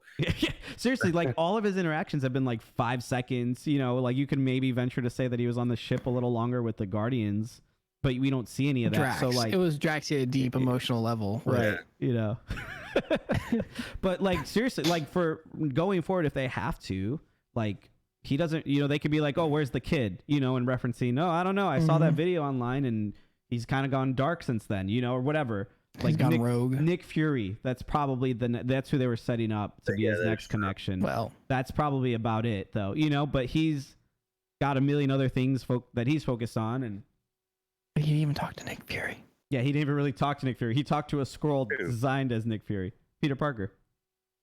Oh yeah, I guess he didn't talk to Nick Fury. Yeah. So really, what deep connection? So like, I feel like on both ends, like, although it sucks on Sony's end, they could just go, hey, he's on this runaway, he's going dark, he's ghosting everybody, he's trying to figure out his stuff while being hunted by Kraven, and Venom comes along, maybe not as a anti-hero or maybe not as a villain or at first, but someone who can help him or knows about him or whatever. I don't know, however they want to connect that. And Sony can just be like, oh yeah, that kid back in New York, like, we haven't been there in a while, like, wonder how he's doing. Oh, last I heard of him was that video, and just leave it at that. Spider-Man and Venom versus Carnage? ? Could be. And then Venom turns on Spider-Man. There's a whole bunch of other ways we can do it. They want to set up the Sinister Six. They've been wanting to set up the Sinister Six since like the Amazing Spider-Man, Andrew Garfield series. I think they'll eventually come back to that. So yeah, can we just storm Disney Studios? Yes, let's do it. Right. Well, 3 of them are in the MCU already, if I remember correctly, right? We have Vulture, we have Shocker, and then we have who was the guy at the end? Scorpion. Scorpion, yeah. So you already have 3 people. So I'd have to redo that. Yeah. But okay, so here and this is what Chad's concern is. The last time Sony handled the creative side of things, we ended up with Amazing Spider-Man 2 and Spider-Man 3. Yeah. Again. Yes, but we also got the Into the Spider-Verse as well, which is one. I know. And that's true. Mysterio could still be alive. Spider-Man, huh? Mysterio could still be But alive. he's in the MCU though. Like, is he technically? Yeah. I mean, again, like, it was the Sony. Sony has the rights to use those characters because that's what I'm saying. Like, even the majority of characters that we see in Far From Home are ones that Sony directly owns. The only one they didn't really have rights, full custody and rights to is Iron Man, who, literally only appeared in images and stuff, and Hogan, or Happy Hogan. Happy. Nick Fury and Nick Fury. Well, the Skrulls, yeah. Sidekick, the Skrulls, the name Stark Industries. Yeah. But I'm saying, like, next movie, they don't need to have really any of those things. The glasses that he wears, the guy True. But again, like, as long as they don't mention that, hey, where did these glasses come from? Because, like, it just seems awkward. Like, we all know as an audience where they came from. I think there's ways they could go about it without having to say, oh, these were Mr. Stark's glasses. Like, I think the last movie we got to see Parker grieve, his old mentor, and now moving forward, not that, like, he forgets about him completely, but in a way that, like, he's not struggling with that as much now, Yeah. Do they even talk about the blip anymore? I mean, is there a need to going forward? Like, yeah, do we still talk about the Holocaust now? Yeah, but again, is it the movie? If it's a, like, on the run, like, in my mind, it's a runaway. I'm on the run. He's not like he's pondering life now or what happened those 5 years. Sitting in his bedroom. Like, they mentioned it for a minute even in Far From Home, which is the movie where you have to address it because it's the very next solo movie. And then after that, it was like, well, I don't have time to, like, keep talking about this. I'm going on vacation, And now it's, I don't have time to talk about this. I'm on the run from the police and other heroes and Kraven and whoever. So like, does that mean that him and Aunt May are on the run? He'd have to run with her. True. Maybe. He literally said someone said with spoilers, his identity was given out. So he has to take Aunt May on the run with him. Yeah. Or she gets put in, like, some type of Secret Service, or who knows? She gets arrested early on, puts into custody. I'm gonna say one last thing about this. I don't care what they do. If it's Sony or Marvel, they need to keep J. Jonah Jameson there. I know. Yeah, they do. He's a criminal. I will tell you though, probably on top of everything else, what I'll just say is he's probably going to get a huge paycheck. Peter Parker, that is. Tom Holland. Oh yeah, for sure. No matter what, he's going to get. He's contractually bound, so he's going to get that paycheck regardless. Yeah. But I think now even more, where, like, he's the main thing. I mean, like, he was the main character and hero in Far From Home, but, like, when he would appear in the Avengers movies, like, he was just one. He's what, the 9th, maybe 10th highest paid person in there, which is still a lot of money, I'm sure. But now, where if Sony doesn't play nice and they don't go back to the Disney, but they really want to take Spider-Man and make that universe with Tom Holland, with Sinister Six, with Venom, with everything else, like, now he's the number one guy. You know, now he is the Iron Man of the Sony properties, you know, and central character. Well, Pastor Neil has a great thing. He says, I was hoping Matt Murdock would be his lawyer. Could you imagine if Daredevil showed up? I wish, man. Spider-Man? I think they had, well, let's see. He's so good. I think they have to wait till 2021, Yeah. 2022, somewhere around those two, one of those 2 dates. If they wait long enough, they could, but that's a long time because they're not even allowed to like cast and be like, oh, we're going to put the movie out in 2021, you know, like, and have him casted now. I think they're not even allowed to cast anybody and film anything until 2021 or 2022. So. Super, yeah. Let's see. All right. Anything else? Any last comments? I think we're good on that. All right. We can keep talking all the time. One more news thing here, guys. Nathan Fillion has officially joined James Gunn Suicide Squad in a mysterious role. This is for the sequel of the Suicide Squads. We've gotten some teasers for it. No, we haven't gotten a reboot. They're doing a reboot? Not a sequel. Oh, they're redoing Birds of Prey. I'm sorry. That's what they're keeping Harley Quinn in. They're also keeping Harley Quinn in this one, but James Gunn says it's not going to be a sequel. They're rebooting it. Really? Because he hated the first Suicide Squad so much, but he loved Harley Quinn. Oh man, so it's a reboot with some of the same characters and yeah, just one character. So Nathan Fillion, we all wanted him to be from what was the game series? Was it Uncharted? Uncharted series, yeah. That's what we're still waiting for him. Well, as we wait though, we can speculate what mysterious role he's going to be playing in the Suicide Squad. I know you guys, we were talking about this a little bit beforehand, but I'll throw it back to Matt. Where do you want to start with this one? I don't know what he like. I don't know. I just think I like his face. That's it. Who doesn't like Fillion's face? What? Who doesn't like Nathan Fillion's face? Dude, right? I just don't know who he'd be. That's like right now, like the whole roster is pretty much still up for debate. Right. So it's like, who could he be? Okay. I don't know, Ern. What do you think? I think he's going to be Captain Hammer from Dr. Horrible's Sing Along. I think that's who he's going to be. Oh, okay. I'm just kidding. He's not going to be that at all. But I don't know. I mean, DC has got a ton of, because technically the Suicide Squad is Batman's rogue gallery, so they could pull anybody from anything. They can make them like. They can make him like, what is it, the Music Meister, because he can sing. He could be the Music Meister and just get killed off. He could be, I forget the character's name. Since you're saying that it's a reboot, because I didn't know that it was a reboot. I thought it was a continuation. That's what he said. Okay. I don't think it's going to be a reboot. I think it's going to be just new members of the Suicide Squad. Yeah. Because it's going to still take place in that universe. So, they could cast him as, name like Egghead, if you remember that character. Yeah. From the Batman 66 era, make them Egghead, they can make them the Pharaoh. There's so many different characters that they could put Nathan Fillion in, because it's going to be a joking character, so it's not something to be a part of the story. Why not it just be generic soldier number 3? It could be generic soldier number 3.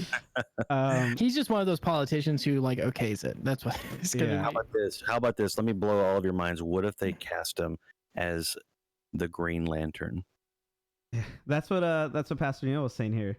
Green Lantern. Oh, did he? Oh, I didn't even see that. Yeah, because if you watch any of the old, not the cartoon movies that are based off the New 52, right, but all the previous ones, he was Green Lantern in all those. He could be really good in Green Lantern. Booster Gold would be another good one, I think, too. Oh, I didn't even think about Booster Gold. Yeah, that would be a good fit for him, I think. I don't know, because I feel like the plot was so paper thin in the last one. You can really do anything and it could be considered like a remake of it, and like you said, just switch out the team members, and the only semi decent part of that whole movie was the girl who played the head of Argus, Miranda Waller. Amanda Waller, yeah. I think she would be like the only, if she was still in the film or whatever, like that would be fine. Like, I don't like her as a person. But man, this cast is growing pretty nicely, though, I must say. Well, they could still put Killer Croc in there, not Boomerang, Boomerang guy. No, Katana could be in there. Just go super campy and go the Riddler. Yes. Oh, they don't want to. I don't want them to waste the Riddler on Nathan Fillion because he'd only play it for one time. He's too old True. to play. He's too old to play the Riddler. Rick Flag says Chad. I feel like they're grasping. They're just trying to find something that can stick and work really well that people are gonna like. They're drawing in a lot of talent, though, I must say, for this movie. Well, as Ern said, and this is kind of like more of a breaking news. It's not in the notes, but they are eyeing, right, Taika Waititi. Yeah, That's how you say his last name. Taika Waititi, the director of Ragnarok, and he's Korg, right? yeah. Yeah. Hey, dude, Yeah. what's going on? Dude, I love him so back. much, man. He's threatening me again. Yeah, yeah. It's just I like, and I would love to see him in an actual role of him acting. Like, it'd be so great. I misread just- chat and I thought Super Pickle said, "What if Matt Murdock, Suicide Squad?" Right. They're just pitching Matt Murdock for everything. Yes, I'm down. They need a lawyer in the Suicide Squad, someone to really represent them in a legal standpoint well. The right way. Right, because sticking bombs in people's necks is not legal at all. Oh my gosh. But no, I mean, we were talking about, and I think the article that I read talking about him possibly being in the movie would be King Shark. And could you imagine King Shark with Korg's voice? Like, Dude, that'd be hilarious. I need be you to awesome. come over here. We're going to Suicide Squad together. Yeah. Like you just see him like he's like super like ripped, like ready to go, and just like this like cute little voice coming out, it's like this That would giant be- shark. It would be The funny. question could be another good cool. one. That could be a step down from the Riddler that I think would be good too. The question. Yeah, I think the question should have his own, like, either show or maybe it shouldn't. I don't think that the question should be like a thrown off character. He's gotta get more pamphlets together. All right. Well, let's move out of movie news, guys. Thank you for that. That was a fun segment. Let's talk a little bit about gaming here for a bit. As it comes to no surprise, the biggest news this week. No, it's not that the mechs were taken out of Fortnite. They're still there. But rather that WoW Classic has exploded back on the scene here, leaving long queue lines for everyone to get their nostalgia feels. Have you guys played it, or are you planning on playing it? I know a lot of GMAers and God Squad people that have been enjoying this game. Have you guys been? I have not, because I never really played WoW. I played the OG Warcraft games. I love those, but like WoW is like about. So I haven't been playing. I've seen the hype. It's insane. It's still like #1 on Twitch. Yeah. Like, it's crazy. Me personally, no. I went through my WoW phase. In some ways, I still am stuck in my WoW ways. But no, the idea of logging into a video game and waiting hours to play it is just absolutely dumb and baffling to me. I did that whenever I was younger, when the game first came out 15 years ago. I would turn on the computer, my friends and all, because we all lived together. We would go to our rooms, we would double click on there, and then we'd be like in like a 1,200 person queue. We would walk away, we'd come to dinner, we would go to dinner, back, and then start playing. But then you had to take a chance of when you got back, the game had already kicked you out because you weren't there. Log into the game. So yeah, no, I won't be playing Classic WoW now.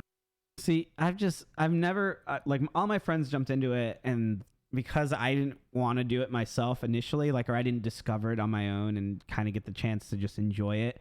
But I was told, you have to play this game. I'm like, I don't have to do anything. So I was really stubborn and never got into it.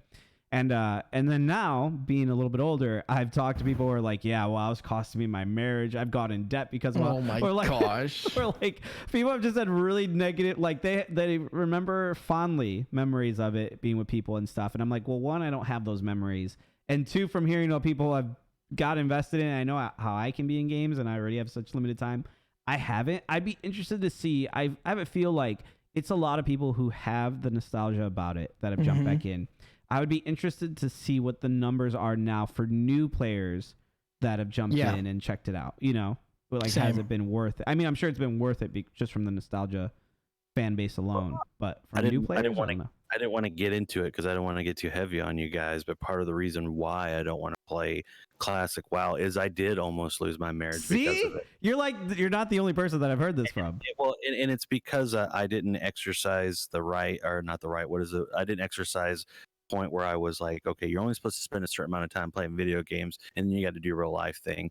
That what most people don't understand, or maybe they've forgotten about classic WoW, is if you want to be good at the game, you have to put in an insane amount of hours. So, give you an example, there's an instance. It's a 40-person raid. Okay, it's called Molten Core, and there's like hours of just trash mobs you have to kill. And to get 40 people in one location, you have to schedule it. So I was scheduling my life around this game because 40 people had to be at one location at one time. And then, if you mess up and you get wiped by trash, and everyone has to run back to Molten Core, which is a long run, res, boost back up, repair, and then go back into the trash. And you would spend 8 hours in MC Molten Core and still not get anything done. So I think people have forgotten that. And I think I've also watched a lot of streamers that we're all connected to play the game, and they're dying left and right because WoW, what people are calling WoW retail now, the WoW that's out there now, there's WoW retail and there's WoW classic. People have forgotten how hard classic WoW is, so they're dying left and right because the game has gotten dumber as it's progressed. So I think or just more accessible, right? And more instant gratification for people who, let's be honest, this generation of mobile gamers, right? Like that instant gratification of I want to be able to log in, do something for 10 minutes and feel good and feel like I accomplished something, and then come back to it an hour later, or come back to it 2 hours later when it's convenient to me. Like it's very different. It's the point of daily missions in the game, is so you get that instant gratification of doing something, getting the reward. Well, that's not in WoW, in classic WoW at all. Yeah. So not to say again that if you play this game, you're a bad person, or that you'll have a horrible marriage. I think it just, with something like this, I think I can feel and sense the consensus that like it really is a game where like you have to be able to put in moderation and be okay with not being good, for a long time, or, because the other aspect was I had friends that were paying people on like eBay to log into their account, like, and play for hours on end. Like there were people that was like a real thing. Like there were like sweatshops of people who are just like no playing. Pun intended. Yeah, exactly. But Matt, you were the one who wrote these notes. I want to hear your thoughts on it. Have you gone back and played this? No. So like I said, I never really played WoW. It just never really interested me. And like I said, well, as all you guys know, I've turned into a first-person shooter player. So instead, I played FPS games. I was competitive, all that stuff. And so all my FPS group made fun of the WoW players, and South Park was our biggest episode that we loved a lot. And but like I said, I'm a huge nerd, and I'm not saying I'm not gonna, I'm like not over here like bashing anyone. Like the game does look like it could be fun, but for me personally, I'm just not interested into it. Like I said, I love the lore. I loved Warcraft. Like Warcraft 3 Frozen Throne, dude, I cannot wait for the Reforged to come out. Like it's gonna be so good. Yeah. It's like right now, like I don't have the extra time to sink into a game, especially this grind heavy. Yeah. Like already I feel bad for like playing like a couple hours on stream of like Call of Duty or something, because I'm like, I can't grind anymore. You're not a real gamer, Matt. You want to talk. So I don't know. I see it blowing up, and I love to see like the classic stuff, but I feel like the hype is gonna die out relatively quickly. At least for, give it like another week and Fortnite's gonna be back on top or something, because with the mech situation, we'll have to wait and see. Man, but like I said, I'm not too into it, but I still think it's something to be into. Like I think Calvin has started playing it. And I don't think he's ever played before. People like Noelle and her son, like SodaCrafter, like they play it all the time. Like there is definitely a community for it. And like I think that's a great thing, and I think like there needs to be, especially if you're a believer, like having a good Christian center like community within a game like this, just to kind of help each other with that accountability of like, hey, we all enjoy this game, we all like it, we all, but to be able to kind of go, okay, like, hey, like everything in moderation, dude. Right. Yeah. And I think that could happen in any game though too, right? No, like, exactly. I think this one just lends itself more to it because of how grind heavy, or insane it is and stuff. But yeah, all right. let's keep on moving because we got to wrap up here in just a bit. So next bit of news here, we also have, let's see, Stream's business model is unrealistic. Ubisoft exec. Steam. What did I say? Steam's business model unrealistic. Ubisoft exec says it doesn't reflect where the world is today in terms of games distributions. What did you guys think from this Ubisoft exec who's kind of talking some trash here on Steam? We'll start with you, Ern. Well, the thing about Steam is the same thing with Netflix. It was good while it lasted. Yeah. It's a good start to a haven, but you knew that bigger companies, because like, you know, when I look at my gaming computer here, I have Steam on here. I have, what is it? The Epic launcher. What's the other one out there? There's the Origin. Yeah. So there's You have Ubisoft launcher, Uplay, you got BattleNet. you knew that was going to happen because why, if I'm a developer, why would I want to give any part of money to somebody else when I can distribute it myself? Mm-hmm. So, and that's ultimately what's happening is, you know, Ubisoft or who is the person in this one? Yeah, Ubisoft is saying, hey, we've got our launcher now. We don't need Steam. Bye. Yeah. Well, and I understand, like, and I think another thing too is like they have their own launchers, they have their own subscription service now that they've started with Ubisoft. But also, I think they're putting some of their games on Epic because Epic gives them a better cut. Yeah. So like, because like it says right here, Steam typically keeps 30% of game sales, with 70% going to developers or publishers, but Epic gives back 88% too. So they only keep what? Yeah. Like I can't do math. 12%.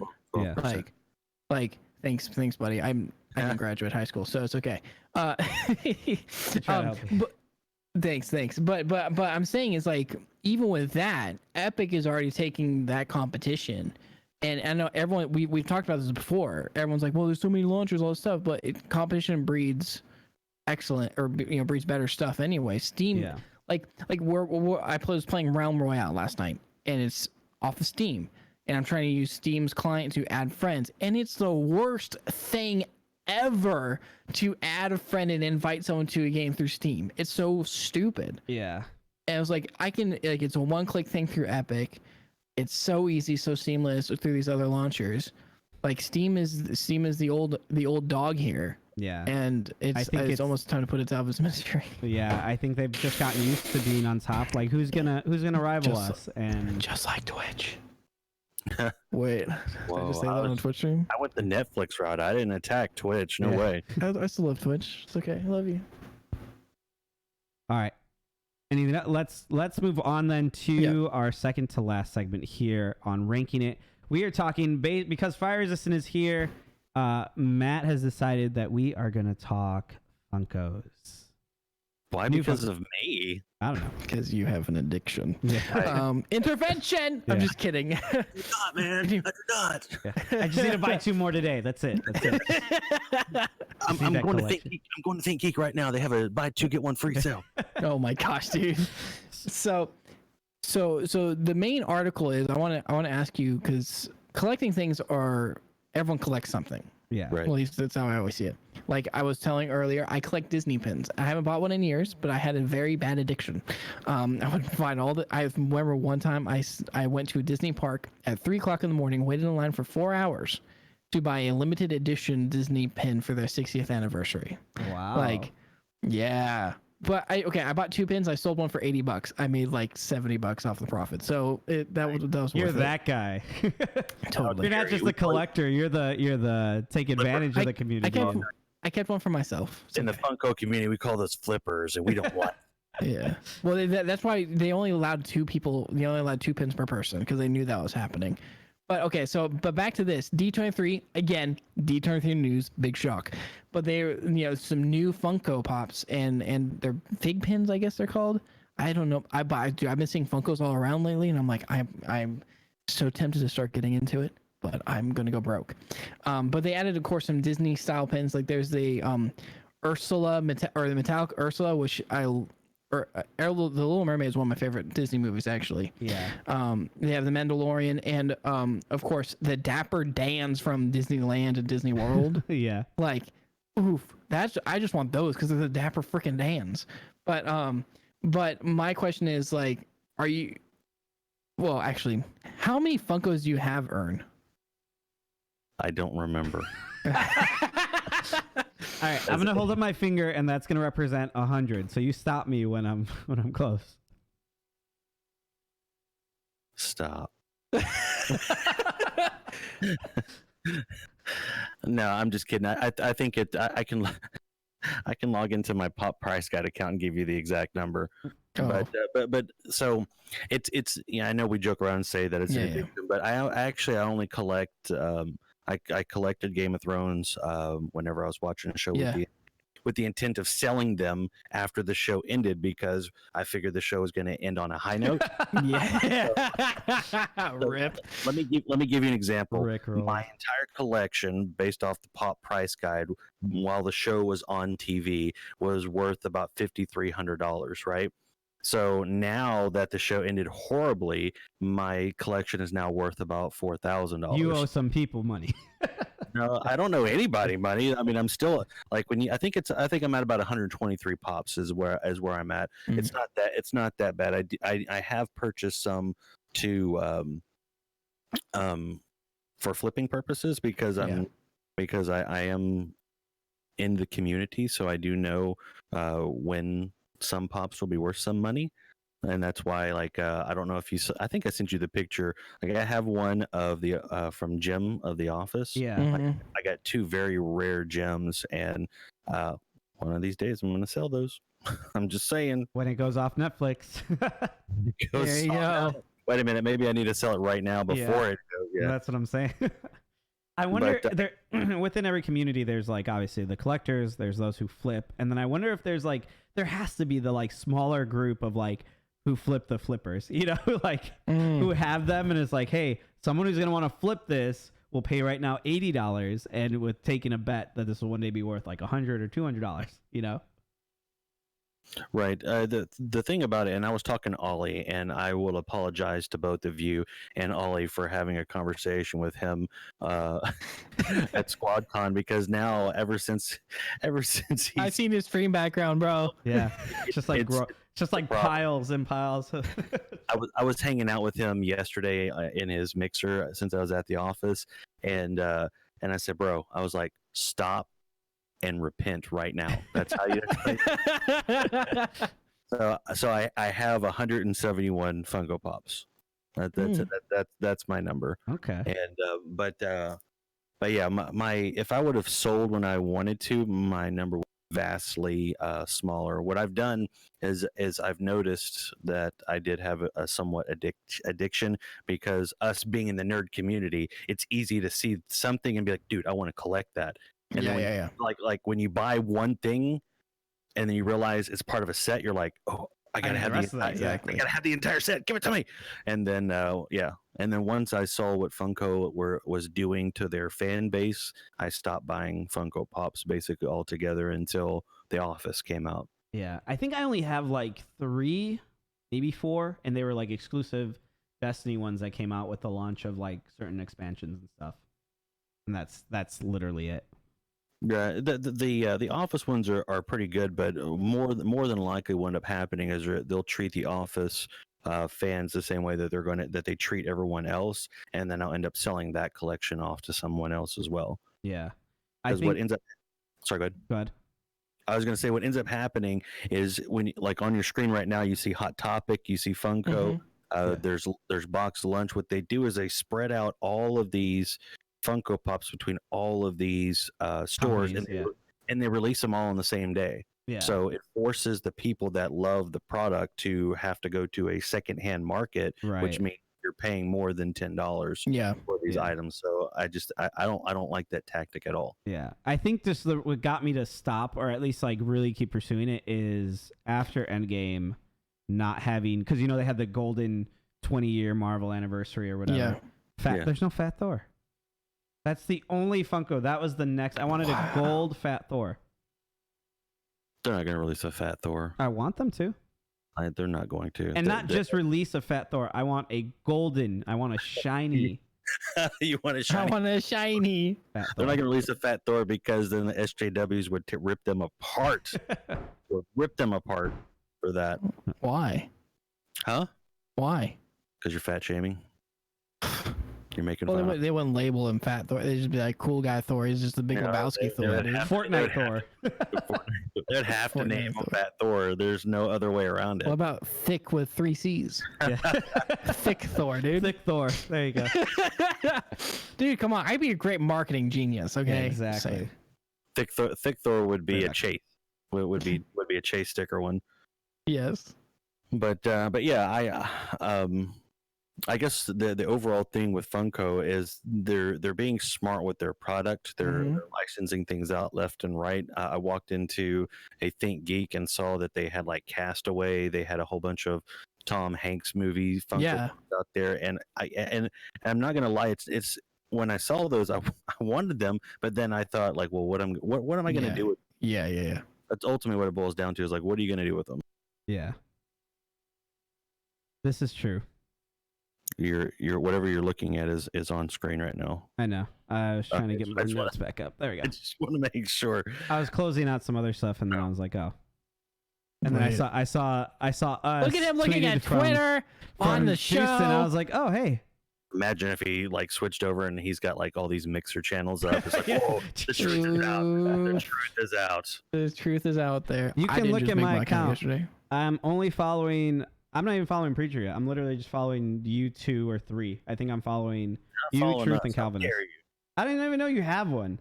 I don't Dude, even know you're- who has one and who doesn't at this point. You're not following us or my music channel. How dare you? You Yeah, made dude, a he's music, got the you made a best music, music channel ever. Yeah. I created a music channel. That's It's so smart. It's hilarious too. I don't want to talk about it. Anyways, what's the next? We'll That's save the it for last Spotlight. That's Save it for spotlight, Spotlight. pretty much. Unless we have anything else for Funkos, it's Spotlight now. Let me before we start the spotlight. If you guys want to stall real quick, I'm an old man. I gotta go to the bathroom. All right, go ahead. Okay. I'll be right back. Well, but before the Spotlight, I was going to ask Ern what out of his whole collection of 170 something pops, what is his favorite single pop? What's your favorite pin? My favorite pin? Oh, I can go get it. All right, go ahead. But gonna really show off my nerdiness here, guys. Okay, hold on. Yeah. Go grab it. All right, and in the meantime, I will just keep talking with you guys in chat. Let's see. We're gonna find out here what Ern's favorite Funko that he owns is, and what Matt's favorite pin is. I don't know what I mean. Guess cards. It would be a TCG question for me. What I've really enjoyed and what I like, but we'll see what they get back. Just like sneakers. Yeah, I mean, they're always something to collect that people like. So these aren't all of them because I've spaced them out. So at the parks and stuff, if you go, you sometimes will see like a guy like wearing a vest with pins on him because he's got too many pins to put on the lanyard. Yeah. So Well, thank you so much for This 7 is- months. You are a beast. this is some of my collection. Dang, do you ever And- wear that vest out in public? Oh, well, not here. Only when I really go to Disneyland. I've done it like one time for Halloween, but I have like 2 favorite pins. I have this one, which is from the Haunted Mansion, and there's only 999 made because only 999 goes to the mansion. Right. And then this one right here is the one I waited up at like 3 a.m. for. It's the 60th anniversary pin, That diamond and it one? flips down. It's a diamond. Yeah, it's a diamond anniversary, and it's Walt Disney. That's pretty cool. So, yeah. So aren't you ever scared that like someone's gonna steal them from you, or? They all have pin locks, so they cannot be ripped off the vest without an Allen wrench. Got. Smart. Yeah. That's like another level, man. That's awesome though. I told dude, I spent so much money on those pins. And he was trying to ask, because I asked him what his favorite pin was, but he was trying to ask you what your favorite Funko was. Out for your whole collection. Out of my whole collection, it's like asking me what my favorite kid is. Right. I'm You just have kidding. one. You just don't like saying it. It's my little girl. She's so precious. Those boys, they're stinkers. I would have to say probably I'm skimming through just to kind of give a look, but I want to say it's probably Jim Lee's Batman from Hush. Mm. If you Google that or put a picture of it up, it's Batman standing on a ledge. It's the cover from Hush, which is one of the greatest Batman stories ever told, and it's just him just standing in the cape. He has the cape behind him. He's standing. Oh, yeah. He's standing on a gargoyle, and it's a really really good one. Also, probably a close second is my He-Man and Skeletor. I bought those when I first. They're probably my first and second, maybe third purchase, and I bought them just because I grew up watching He-Man and I love He-Man, and I absolutely destroyed the boxes because I never thought of a secondhand market. I bought them because I love them, and now they're both worth like an insane amount of money. But I just love them just because it's He-Man and Skeletor. This is it right here, right? Let me see. Yes. Oh, it's such an amazing pop too. That's a cool one. Yeah, I like it. And That's great. Yeah. I only have 3, but I never do you keep them in the box? Like some of them yes, some of them no. I haven't brought myself to take them out of the box. Yeah, if I would have known that this was this segment was specifically because of my obsession or love for Funko, I would have sent you pictures of my Game of Thrones collection when they were actually out, because I took them all out of the box, and the front row was all the ones that were still alive, and the ones in the back were the ones that were already dead, and it was a pretty cool setup. Nice. I was just about to ask if they had a Howard the Duck pop, and they do. Pastor Neil says he has a Thomas Wayne Funko Batman. Is that like from Flashpoint, like where he's Batman? Or I think that's it. I think that's the only Thomas Wayne Funko Pop there is. Yeah, where he's like, because he's in his own suit. Yeah, he has red eyes and stuff. Yeah, it's Flashpoint Paradox. Yeah, he just put. Yeah. Man, DC. That's the one thing DC does really well. Their animated stuff is always pretty solid. Oh yeah, for sure. Yeah, for sure. There's been a couple of misses, like the Batman, the Killing Joke is by far probably the best. I thought you were gonna say you didn't like it. You said misses and then you said Killing Joke, and I'm like, what? No, the Killing Joke animated movie is horrible. You didn't like it? They screwed it up big time compared to the comic lines. Yeah. Yeah, I mean the opening sequence is Batman and Batgirl having sex. It's like, what? That was weird. I don't understand. But that's a whole different topic. Yeah. All right. I have to run, so I'm gonna let MrMattato take over here with, or not that I don't want to hear your spotlight, but I have to be somewhere right now in like 5 minutes. So I'm gonna be watching and listening in, and I will let Matt and Ern take it away for this last point. How are you gonna be able to end stream though? I'll have my wife just end it when we're done. Okay. When you guys are done, I'm gonna be watching and listening while I'm driving, and I'll tell her to turn it off. Sorry, I have to get to work. It's gonna be a weird ending. It's like, all right, I'm done, and then you'll just see Super Shadow's watch walking. No, I'm gonna turn my camera and my mic off so you don't have to. Yeah, if I had editing powers, I could like host someone for you, but it's all good. It's all good. Just go. You can download TeamViewer and put that in, and Mr. Yeah, there you go. Yeah. Oh, can you really? Yeah. All right. I will figure that out for next time. But I will let you guys go. Let you guys talk this last section. I was trying to make it so we all fit in the time, but I gotta run. All right. Talk to you guys. Dude. See you later. Thanks for having me. Thanks for being on. Okay. Well, real quick, Ern. We'll just talk about Spotlight. We had another article we're gonna talk about, but we can save that for next time. But since he's got to go because Jay is, working, whatever, rolling over here and all this fancy stuff. Yeah. But I want to know, because I don't know the full story, and I want everyone else to know, like, a little bit of your life, but also your Fire Resistant podcast on here with Mr. Fred. Like, how did that all come to be? But I also want to hear like a short backstory of your life. I was born and I'm here. Cool. Thanks. So when you say backstory, what do you mean as far as I'm like, well, I would say like, oh, where'd you grow up, and like, how'd you come to faith? Okay. And that, yeah. Okay, so I've grown up in several places in Texas, starting off in Mount Enterprise. It's an East Texas town, and then a town called Mineola, which is over by Tyler. Shout out to Pastor Deuced. It's over by him without doxing him too bad, and then now we're over here in the Dallas-Fort Worth area. So I have the privilege of being raised in a church throughout my entire life. There was never a point where I remember my parents ever not going to church. So I was raised in church. whenever I was like 6, I walked the aisle, and at the time I did not know fully. I was just following my brother, right? My brother walked. I followed him. The church still encouraged me and baptized me even at that age, and then and it wasn't till I was the age of 17, 16, and I went to a church up the road named Harvest Baptist. I went there because there's a play called Heaven's Gates and Hell's Flames, and for those who don't know what that is, the premise of it is it's a traveling, like it used to be a traveling uh, basically stage work where they act out stories. Well, in this particular case, what happens is like you had stories that took place of like families that were going to church, families that were living their lives, they all die, and then some of them go to heaven, some of them go to hell, they all go to heaven, they all go to hell, and it was just big, huge production. And I went there because I thought I was saved. I went there expecting to just be like, wow, this is awesome. I can't believe they're putting on this production. Two, God basically going, that person on the stage being drug away to hell is you are not saved. You need to get this right now. And like I went there with one of my friends that I went to church with, and like we both went there for entertainment purposes, play. But like all of a sudden, like I'm on the pew basically just like crying my eyes out from about halfway through the play all the way to the end.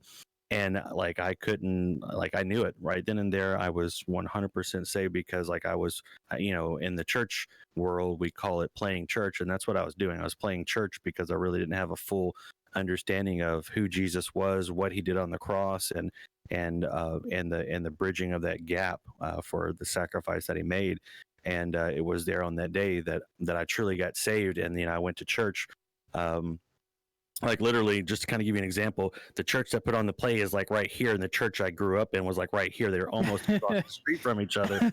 So I went to my pastor at the time, and I was like, "Hey, this is what happened. My parents were youth directors, so like the devil really tries to get in your brain. So it's like as all of this was going on, like my mind was saying, well, what are they going to say about your parents? What are they going to say about you?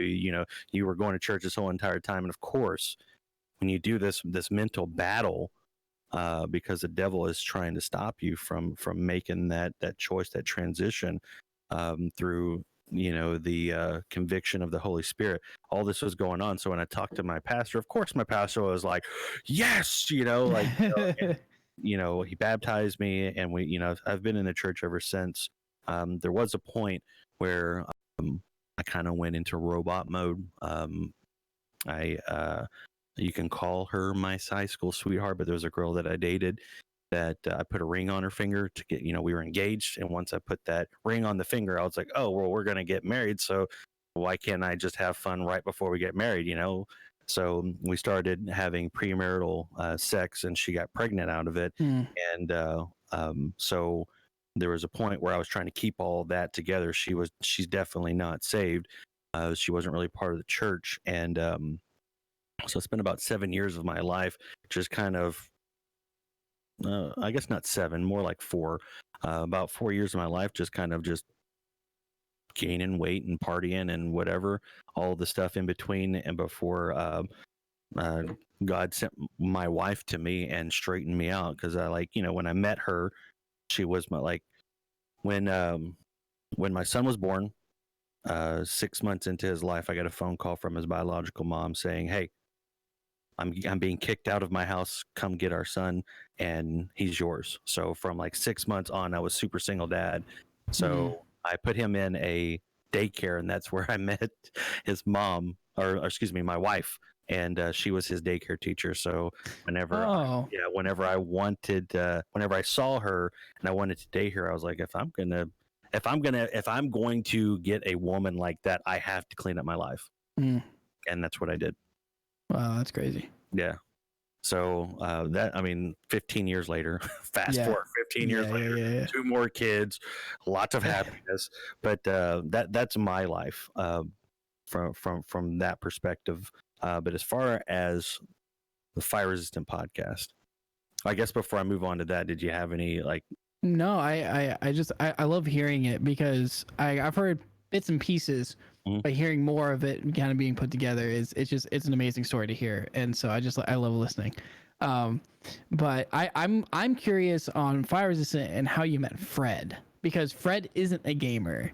He's not at And all. he's very because I met Fred at SquadCon. Yes. And he's amazing, but I'm like Fred sticks out like a sore thumb technologically speaking. So I'm curious. Exactly. I'm curious on how you know Fred, but also like in the podcast, which it's an amazing dynamic. That is for sure. So I that's what I'm curious about too. Okay, so I go to church, Point Church over here in Eltham City, and I remember the exact moment that Hold on, we're having some lag issues. I saw flash. Hold on. Ooh, there's like a big dot head. It's like freaking out, dude. What the heck is going on? My end's fine. You want me to turn off my camera and turn it back on? Maybe, yeah. Let's try that. I can hear you now clearly. Okay. All right, let's see. There we go. Okay, yeah, we're fine. That was weird. Are we fine on the stream? I think we're good. It stream's fine. It was like your Discord end. It was being weird. Okay, there we go. Now, okay. Yeah, it works. All right. So, I remember Fred walking in for the first time because he had the long hair. He had longer hair than just mentioned Fred and technology freak out. Yeah. So, anyways, he walks in. He's got the long hair. He's got the beard, and he's in his scrubs. He ran into my pastor's son, and they hit it off pretty good. And I remember him walking in on a Wednesday night for the first time, and then casually we talked. Okay, so there was probably I don't know 3 or 4 or 5 months where we just didn't really interacted, but we didn't. And then all of a sudden we just hit it off, and we just become friends ever since. And there is a guy that I grew up watching. I wouldn't tell you to go watch any of his movies, but his name's Kevin Smith, and he is important to me as far as film goes. But and I listened to some of his podcasts, and in his podcast, he rants about if you have a group of friends that are together, you need to sit down if you want to and record a podcast together. If not just for you 4 or 5 or 2 or 3, just so you can have something written down or release it and start doing something, just so you always have these memories on data, right? So I was like, you know what, that's a really cool idea. So I went to Fred and a guy named Josh, and I said, hey, here's an idea that I have. I said, let's do an audio podcast and let's see what happens. So it was 3 of us, and we did audio podcast, and they're still in iTunes, and they're still on Podbean. And about the time, I think we're doing about 6 or 7 months, and I started paying attention to Twitch a little more. I came across Dr. Disrespect, and I was like, Fred, look at this guy. This guy is hilarious. And I was like, I think we could do something similar to this, but maybe not like character wise. And he's like, I don't know. And it kind of died right there when him saying he didn't know. And then I was playing a game, Heroes of the Storm, right? And the guy was on the opposite team. He was his name is Pastor Adam. He's connected to the God Squad Church. I saw Pastor Adam, and I saw he was playing Diablo, and I thought that was hilarious. So I whispered him, and I was like, dude, are you really a pastor? And he said yes. And I was like, oh, well, blah, blah, blah. And we started talking. He told me about God Squad Church. Why are you playing Diablo? Hey, well, I mean, no, I didn't. I told him, I was like, dude, I think that's hilarious because I like that's my style of humor. Yeah. And he told me about God Squad Church, so I started watching Pastor Susie, and I was like, whoa. I was like, so when I showed Fred Pastor Susie's stream, he was like, there is something out there. So we decided to move from just an audio, because let's be honest, we had 34 downloads. Like that was the highest download of one of our episodes, and most of those were just friends. Okay. Yeah. Friends download. We weren't making any sort of like impact or whatever. It was just a family downloading it just to be like, hey, did you listen? No, you downloaded it, right? Yeah, I downloaded it. Did you what? Did you listen to it? No, we didn't. So it was basically, we still had lots of fun doing the audio podcast. So when we decided to move it from audio to Twitch, our friend Josh had some personal issues, and he happened to step away from not only us but also the church. So he went off that way. So it just became Fred and myself. Got And when you go into our videos, you can actually see some of our first streams that we ever done is completely different than what we do now. It's pretty interesting to go back and see what Fred and I were doing at the very beginning and to what we're doing right now. Because Fred, if you watch what we do, there's certain aspects that I let Fred take over because I don't want to step on what he's got going on, and he lets me have certain aspects of the conversation as well. Mm-hmm. So that's what we do. We try and just build a community of people that hang out, whether they're believers or not. Yeah. And we just building a community, I guess, is the best way to say it. And that's the greatest thing is like absolutely love your guys' podcast, and it's so funny because once you get like kind of in the inclusive Squirrel Squad type deal, because at first I remember my now wife, but like we just started dating at the time, and like I knew of you guys, but I didn't really watch you because you were on super late. I go to bed, I'm old, and they said like she's like, I watch these guys all the time, they're the coolest guys ever, and they've helped me a lot through some stuff, and so like let's go watch together. And so we watched it, and then I'm like, what's with the squirrel carrying brisket and lube? Like, what's this stuff? Like, all these really cool things that the community knows about, like your giant Jigglypuff, your squirrel, like your squirrel mask, like all these really cool things. And you get in with the squad. Like, it's just, hey, look, we're hanging out, we're talking tonight, we're just having so much fun, and it's like it's one of the greatest things to be a part of. And it's like I wish I could always sub because I just want a buff squirrel emote. Right. Like I love it so much, and I followed and subbed to when I switch. Wait. Yeah. Our relationship with God Mode Activated is 100% attributed to your lovely bride. She's the best. She hung out with us, and then when we were giving away the Switch, I remember Calvinist popping in there. Calvinist had his wife, I believe, sub too. I think Super Shadow to try and win the Switch. Yeah. And that's how we got to meet all these people, and that's how like our community grew, because when we saw God Squad, we didn't expect there to be more, and then there is, and it's grown even more, and we're all underneath the same flag of, hey, we're building relationships so God can use what we're doing to forward his ministry and the gospel of Jesus Christ, and that's what's important to us and who we're connected with. But yeah, Fred and I ever so often will bring up the night that I think that solidified your wife's friendship with us was the night she told us that an ex-boyfriend of her broke up with her and just called her all sorts of names or whatnot. And then we started making this. I pulled up a map of the United States, and like we're going to drive from Houston to like Kansas, because like Focus on Midnight was on, or Missouri, and he was, because everyone wanted to beat up this guy in California, and then we had someone that was in Tennessee that wanted to go. So we were going through this whole entire thing, and Fred was just losing his mind because he didn't get it. He's like, "What are we doing?" I'm like, "Well, we're gonna go from Dallas to Kansas to Tennessee, then New Jersey, and then come back around." And then we're like, "Well," and then I said, "Well, since we're gonna go through Nevada, we might as well stop in Vegas and spend a week in Vegas." And so like we had this huge map, and to go kick this guy's butt. And it was just a fun time because Fred's awesome for what he is, but there's a lot of things he doesn't pick up on because of the fact that like his mind is this way when everyone else is. So like everyone that was a part of that conversation, what's up, my digital son, Amateur James?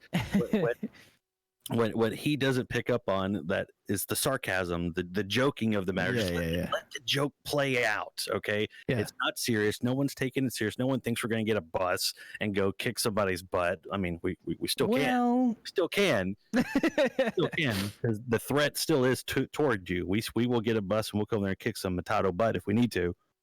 The threat's against you now, okay? You married her, so like now. I'm doing a good job, buddy. Don't worry. I don't know. I've still got my eye on you. But anyways, but we try and get together, and prayer request. If anybody needs prayer, then we no matter what we're doing, we stop the stream and we pray for them. We've had one person, and I'm not going to throw their name out, that contacted us. And see, this is what makes it all worth it. Okay, is the community of people that come to us that need help. But this is what makes it 100% worth it. Fred had a conversation with a guy who, when he came into our stream, said that he was an atheist. He didn't believe. Fred had like a let's just round up and say like a 3-hour conversation with him on the phone. And through all the stuff this guy was going through, at the end of the conversation, he was like, "I'm going to start following God, and I'm going to start reading the Bible, and I see where there is value in this." Now, is he saved? More than likely he is not, because I'm not one to declare anybody saved, right? Except for people that I feel comfortable with, like my pastor, like Fred, like Bereans. Yeah. But ultimately, like, this guy is now, it's up to him, but this guy is now on the path to finding Christ, right? Because if he does what he says he's going to do, and through all of this, then that makes it all worth it. Just the fact that he's now in our chat, not right now, but in our chat with the FireResistant, saying, "You guys reached me." That, like, Fred almost started crying on stream, the last stream that we had, when this guy's like, "You guys reached me and changed my life for the better." And that's what the overall goal is. Exactly. You know, we have trolls. Everyone has trolls. Oh, We've yeah. had trolls pop in there. And what's interesting about our stream is, and it could have happened with other people's streams, and you may have done it too, where we've taken trolls and they have come back to be part of the community. Yep. I banned this one guy. He messaged me because he still stayed in our stream after I banned him, and he had to start talking about UFC, and he actually messaged me and was like, "Hey, I'm sorry, I was trolling you, but now you're talking about UFC. I want to be a part of y'all's community now." Oh man, now he's a part of the community. It's so interesting the way it's working. Yes, fans is a massive role. Yeah. You need to ban him immediately. Wait, I don't have mod power in Jay's channel, sadly. How dare you? I know, right, dude? Yeah. It like and that's happened before. Like, especially when I first started streaming, I had those trolls come in because I started on Mixer with a hype zone, like, first day. Like, I had like a couple hundred people watch me play PUBG, and I was complete trash. And they're like, I had trolls come in, but there's guys who stuck with me through that started out as trolls, and I got to, like, witness to them and all this, and it was a blessing. But that's what I love about it, is like, no matter what, we're just having fun. Doesn't matter how many people we got in the chat. As long as we even reach that one person, that's like mission accomplished. Right. Like, and that's what I love it. I love exactly what you and Fred do. And I love, dude, and I met Noel. I met so many people IRL at SquadCon, met Susie, Scar, everyone. But the highlight of it was meeting Ern and Fred. Because, like, Back Row Baptist. Dude, Back Row Baptist. We got to talk, like, we got to just hang out, and it was great. We got to go eat B-dubs together. Like, it was all these great parts. And sadly, I did not hear Fred play his harmonica live. But there's always next year. Yeah. There's always next year. Yeah, I made a mistake. I didn't bring the triangle, and sadly, dude, people got mad at me. And I was like, "All right, bro." So, like, next year I'll bring the triangle if they allow us to do a panel. And you know, one of the things that always blows my mind is I've been to a lot of cons, okay? And so I've been, like, you know, I went to Dragon Con last year, and I went to a ton of panels, and never in my wildest dreams, when we sat down to record the FireResistant podcast audio version, did I ever think that this would lead to having our own panel one day. It was crazy. It's so crazy. So, yeah. Yeah, well, it's amazing to hear. And actually, you can probably talk about this. Wasn't there something just announced a couple days ago? Oh, yeah, there is. We're having a get-together in Texas, October 12th, 2019. We are going to host another God Squad get-together here at the church in Haltom City. You hear that, Texas? Texas people, it's time. It's time. We recorded 2 videos. We recorded the one that's out there on the internet, and then we recorded one just for Unworthy Seraph, and it said, instead of saying God Squad Get Together, it was God Squad Presents Squirrel Con. And yeah. we were really hoping that they would put the Squirrel Con out there. Oh, dude, So that would be perfect. Like, what you need to, because I know you're a big wrestling fan, so we could have gotten to that too. Like, we're gonna have some fun offline, because I know. But, like, I want to hear, like, at some point I want to hear you do like a promo for SquirrelCon, like SquirrelCon or SquadCon. or, well, I'm saying like for like SquirrelCon, you know, or a SquadCon, but like you do like this wrestling promo. That'd be so cool to see a YouTube video. But SquirrelCon is so much better, dude. Ready to eat your vitamins and say your prayers and come to the God Squad get together in Texas, October 12th. These 12-inch pythons. Yes. Not 27-inch, 12-inch pythons. Let's go, dude. Let's go. Yeah, I would. What's funny is not a lot of people know this. Okay, so this is a hear me out exclusive. Ooh, exclusive. But I used to do camera work for a wrestling organization down here in Dallas Fort Worth. It doesn't exist anymore, but you can Google it and see some of the wrestling matches. But they were called PCW. And if you do a search on those, you'll see some of the stuff. I did camera work on that. And that's actually kind of cool. There was one time, okay, it was absolutely hilarious. There was one time that, the wrestling can go anywhere at any time, of course, right? Well, there was one where the wrestlers fell into me and my cord guy, and I just stood there filming, right? And then, after the match, one of the owners' name was, I don't want to say his name anyways. One of the owners comes up to me and is like, "Hey, I need you to do something for me." And I was like, "Okay, what's that?" And he said, "Next time the wrestlers fall down into you, you need to fall down and act like you're hurt. You need to give the illusion that you're hurt along with it." So the next time it happened, like I fell down and I was like laying on the ground. I got up and I picked up the camera slowly and I was like, "Oh," and then put it back on my shoulders. Oh man, it was so. Oh, dude, that's hilarious. I got to shoot some video vignettes with some of the wrestlers. Jimmy Hart was there at one point. Oh, that's pretty cool. Sabu, I got to see a few of his matches live. Thank God I wasn't there to film it. But yeah. And real quick, we're about to end, guys, and I love what's going on, Sharon. And no wonder the camera work was so bad. And after James says that's why they went out of business. Oh dang! No, they went out of business. You don't want to know why. Oh, well, it's wrestling. But they oh no, we had a Christian federation come through my old church when I was a kid. I think I told you a story at SquadCon, and I was working security and I was 12. Right. I had a giant yellow shirt and I was making sure people wouldn't get in the ring. But I got to meet I got to get signatures and meet Brutus the Barber Beefcake, Jimmy Valentine, Superfly Snuka, all these great old school wrestlers. And I got to see them perform, even though they're a little older, a little slower. But I still got to see them, even though all the drama with Jimmy Superfly Snuka, you had all that. I know I'm holding my Snorlax because he's so cute. I'm holding Jigglypuff. You're holding Snorlax. I'm holding Jigglypuff. We're good, bro. We're good. Sorry, I didn't mean to interrupt your story. No, you're good. But it was I got to see Jimmy Snuka off the top rope, before he went crazy, and so it's just some great memories. But I still love hearing about FireResistant. I love that we can talk just about anything, from video games to wrestling to SquadCon to squirrels and beef and lube, or beef brisket and lube. Brisket, get it right.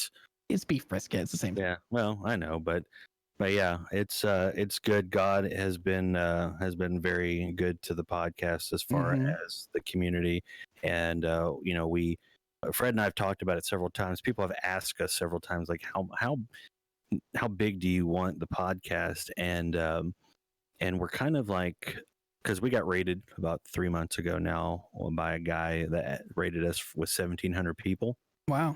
And we went from 17 to 1,700, and we couldn't keep up with chat. Yeah. So we don't want to get too big where when, let's say, a MrMattato pops in and says, "Hey guys, what's up?" that as soon as you hit enter, it's gone, right? Yeah. Just because the fact that the chat is going so big. So God blesses Fred and myself with jobs where we don't have to do this full time. So we're not relying on subs or anything like that. We use subs mainly for the Squirrel Con coming up and October 12th, we're going to be using whatever money we left over from Squad Con to buy pizza and drinks for everyone that shows up. So we're not geared toward having to do this for financial reasons. So I think that also comes off in some ways in chat as well. We're doing this just because we like hanging out with people. We want to have fun. And we want to have fun. Yeah. So So that's what I love about it too, because you're like, and I'm not to bash anyone who is pursuing this as a career, Right, never. because at some point, like, it would be great. I would love to do this at some point, like full time, where I'm not actually have to go to a normal job, but is like, but the biggest thing is it has to be something you enjoy doing. You love doing. You love the people. You want to be here for these relationships that you're making, and everyone sees that, and that's how you make those great relationships. Well, here's a real quick funny story behind the scenes for the people that are here. Okay, so Fred and I, we have our that we played. Okay, this is going to be behind the scenes. It's going to take some of the polish off, but like, he interrupts me whenever I talk a lot, and he we get mad at each other. We're not really mad at each other, right? But there was one night when we ended the stream. He looked at me. He goes, "Do you still like doing this?" I was like, "What are you talking about?" He's like, "You seem pretty mad." I'm like, "Bro," I was like, "That's our thing. We're supposed to be playing." He's like, "Oh," he goes, "Well, you had me fooled this time around. I really thought you were mad at me." I'm like, "I don't care." Dude, you thought it was a shoot? Yeah, yeah. We just broke kayfabe for everybody. Okay. Yeah. So there you go. When you see us mad at each other, we're not really mad at each other. There was one stream I was telling you about before we started here. Was like, we went through as like 2.5 minutes where we didn't talk at all because he was mad and I was mad. I'm not going to talk. You talk. but yeah. Well, that's awesome, and I'm so glad that we were able to hear that story. Ern, thank you for being such an amazing guest. Where can we find you next? When's your next stream? Either with you and Fred or just you.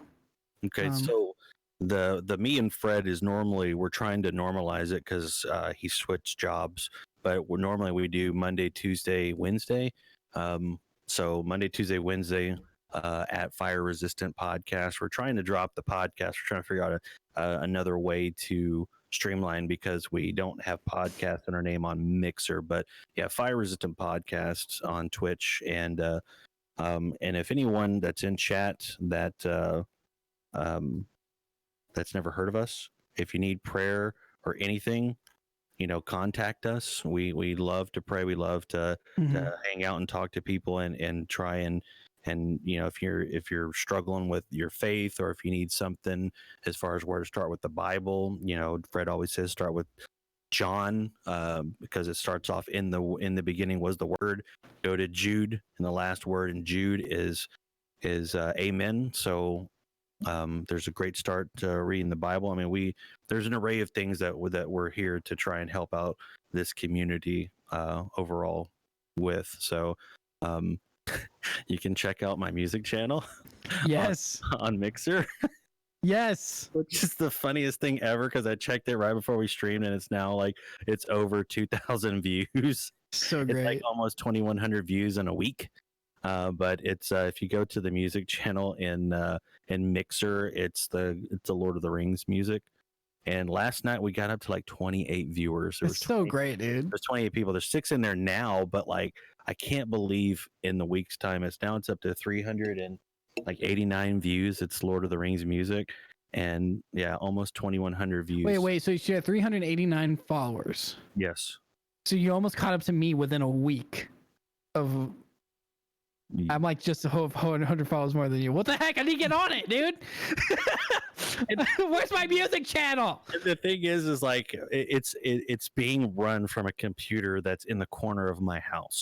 I installed TeamViewer on it, so I log into TeamViewer and go into this computer being run from a computer in the corner of my house. That's amazing, dude. I love it. Because like every once in a while, I know it goes down, and so like I see the notification when it comes back up, and I'm like, heck yeah. Or maybe just. Yeah, normally if it goes down, I'm doing something. I'm changing things about it, because like right now it may be down. I don't know, but anyways, but yeah, it may be taken down after Tolkien family sees it, but I'm not charging anybody. The only thing that's going on is people are giving sparks out like crazy. So, it's interesting, but that's not. Will I get banned by Jay's chat? I try posting a link in here. I would not post. I wouldn't post a link to Mixer. I would just maybe put the Lotar music. But ultimately, what it is like I don't want to even focus on that. That's that's troll. Okay, that's a troll.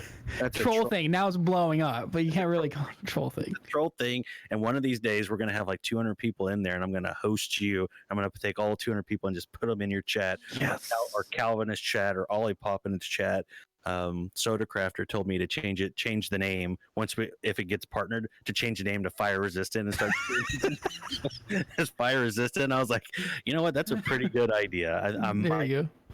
But yeah, the main thing that we want to do is with the FireResistant, whether it be podcast or FireResistant on Mixer, is just be there for people and hang out, have fun, laugh when we need to, cry when we need to, pray when we need to, and we're not afraid to get on the phone and chat with anybody as well. So, whoa. Oh, okay, that was coming through. All right, never mind. That was me. The channel finally loaded. But anyways, that's the ultimate thing that we want to be. We want to be a lighthouse in the community of Twitch and or Mixer and online now. That's our goal. Yeah, that's our goal. And And I love that, and I will always be here to support you. And I know a lot of us, everyone in chat, is here to support you and Fred. And we would just want to have fun with you guys. And so I think we're going to be ending here, guys. And I know Jay's not here. We're on his channel. We kind of hijacked it because he had to go to work. And what he's this way. Yeah, I can't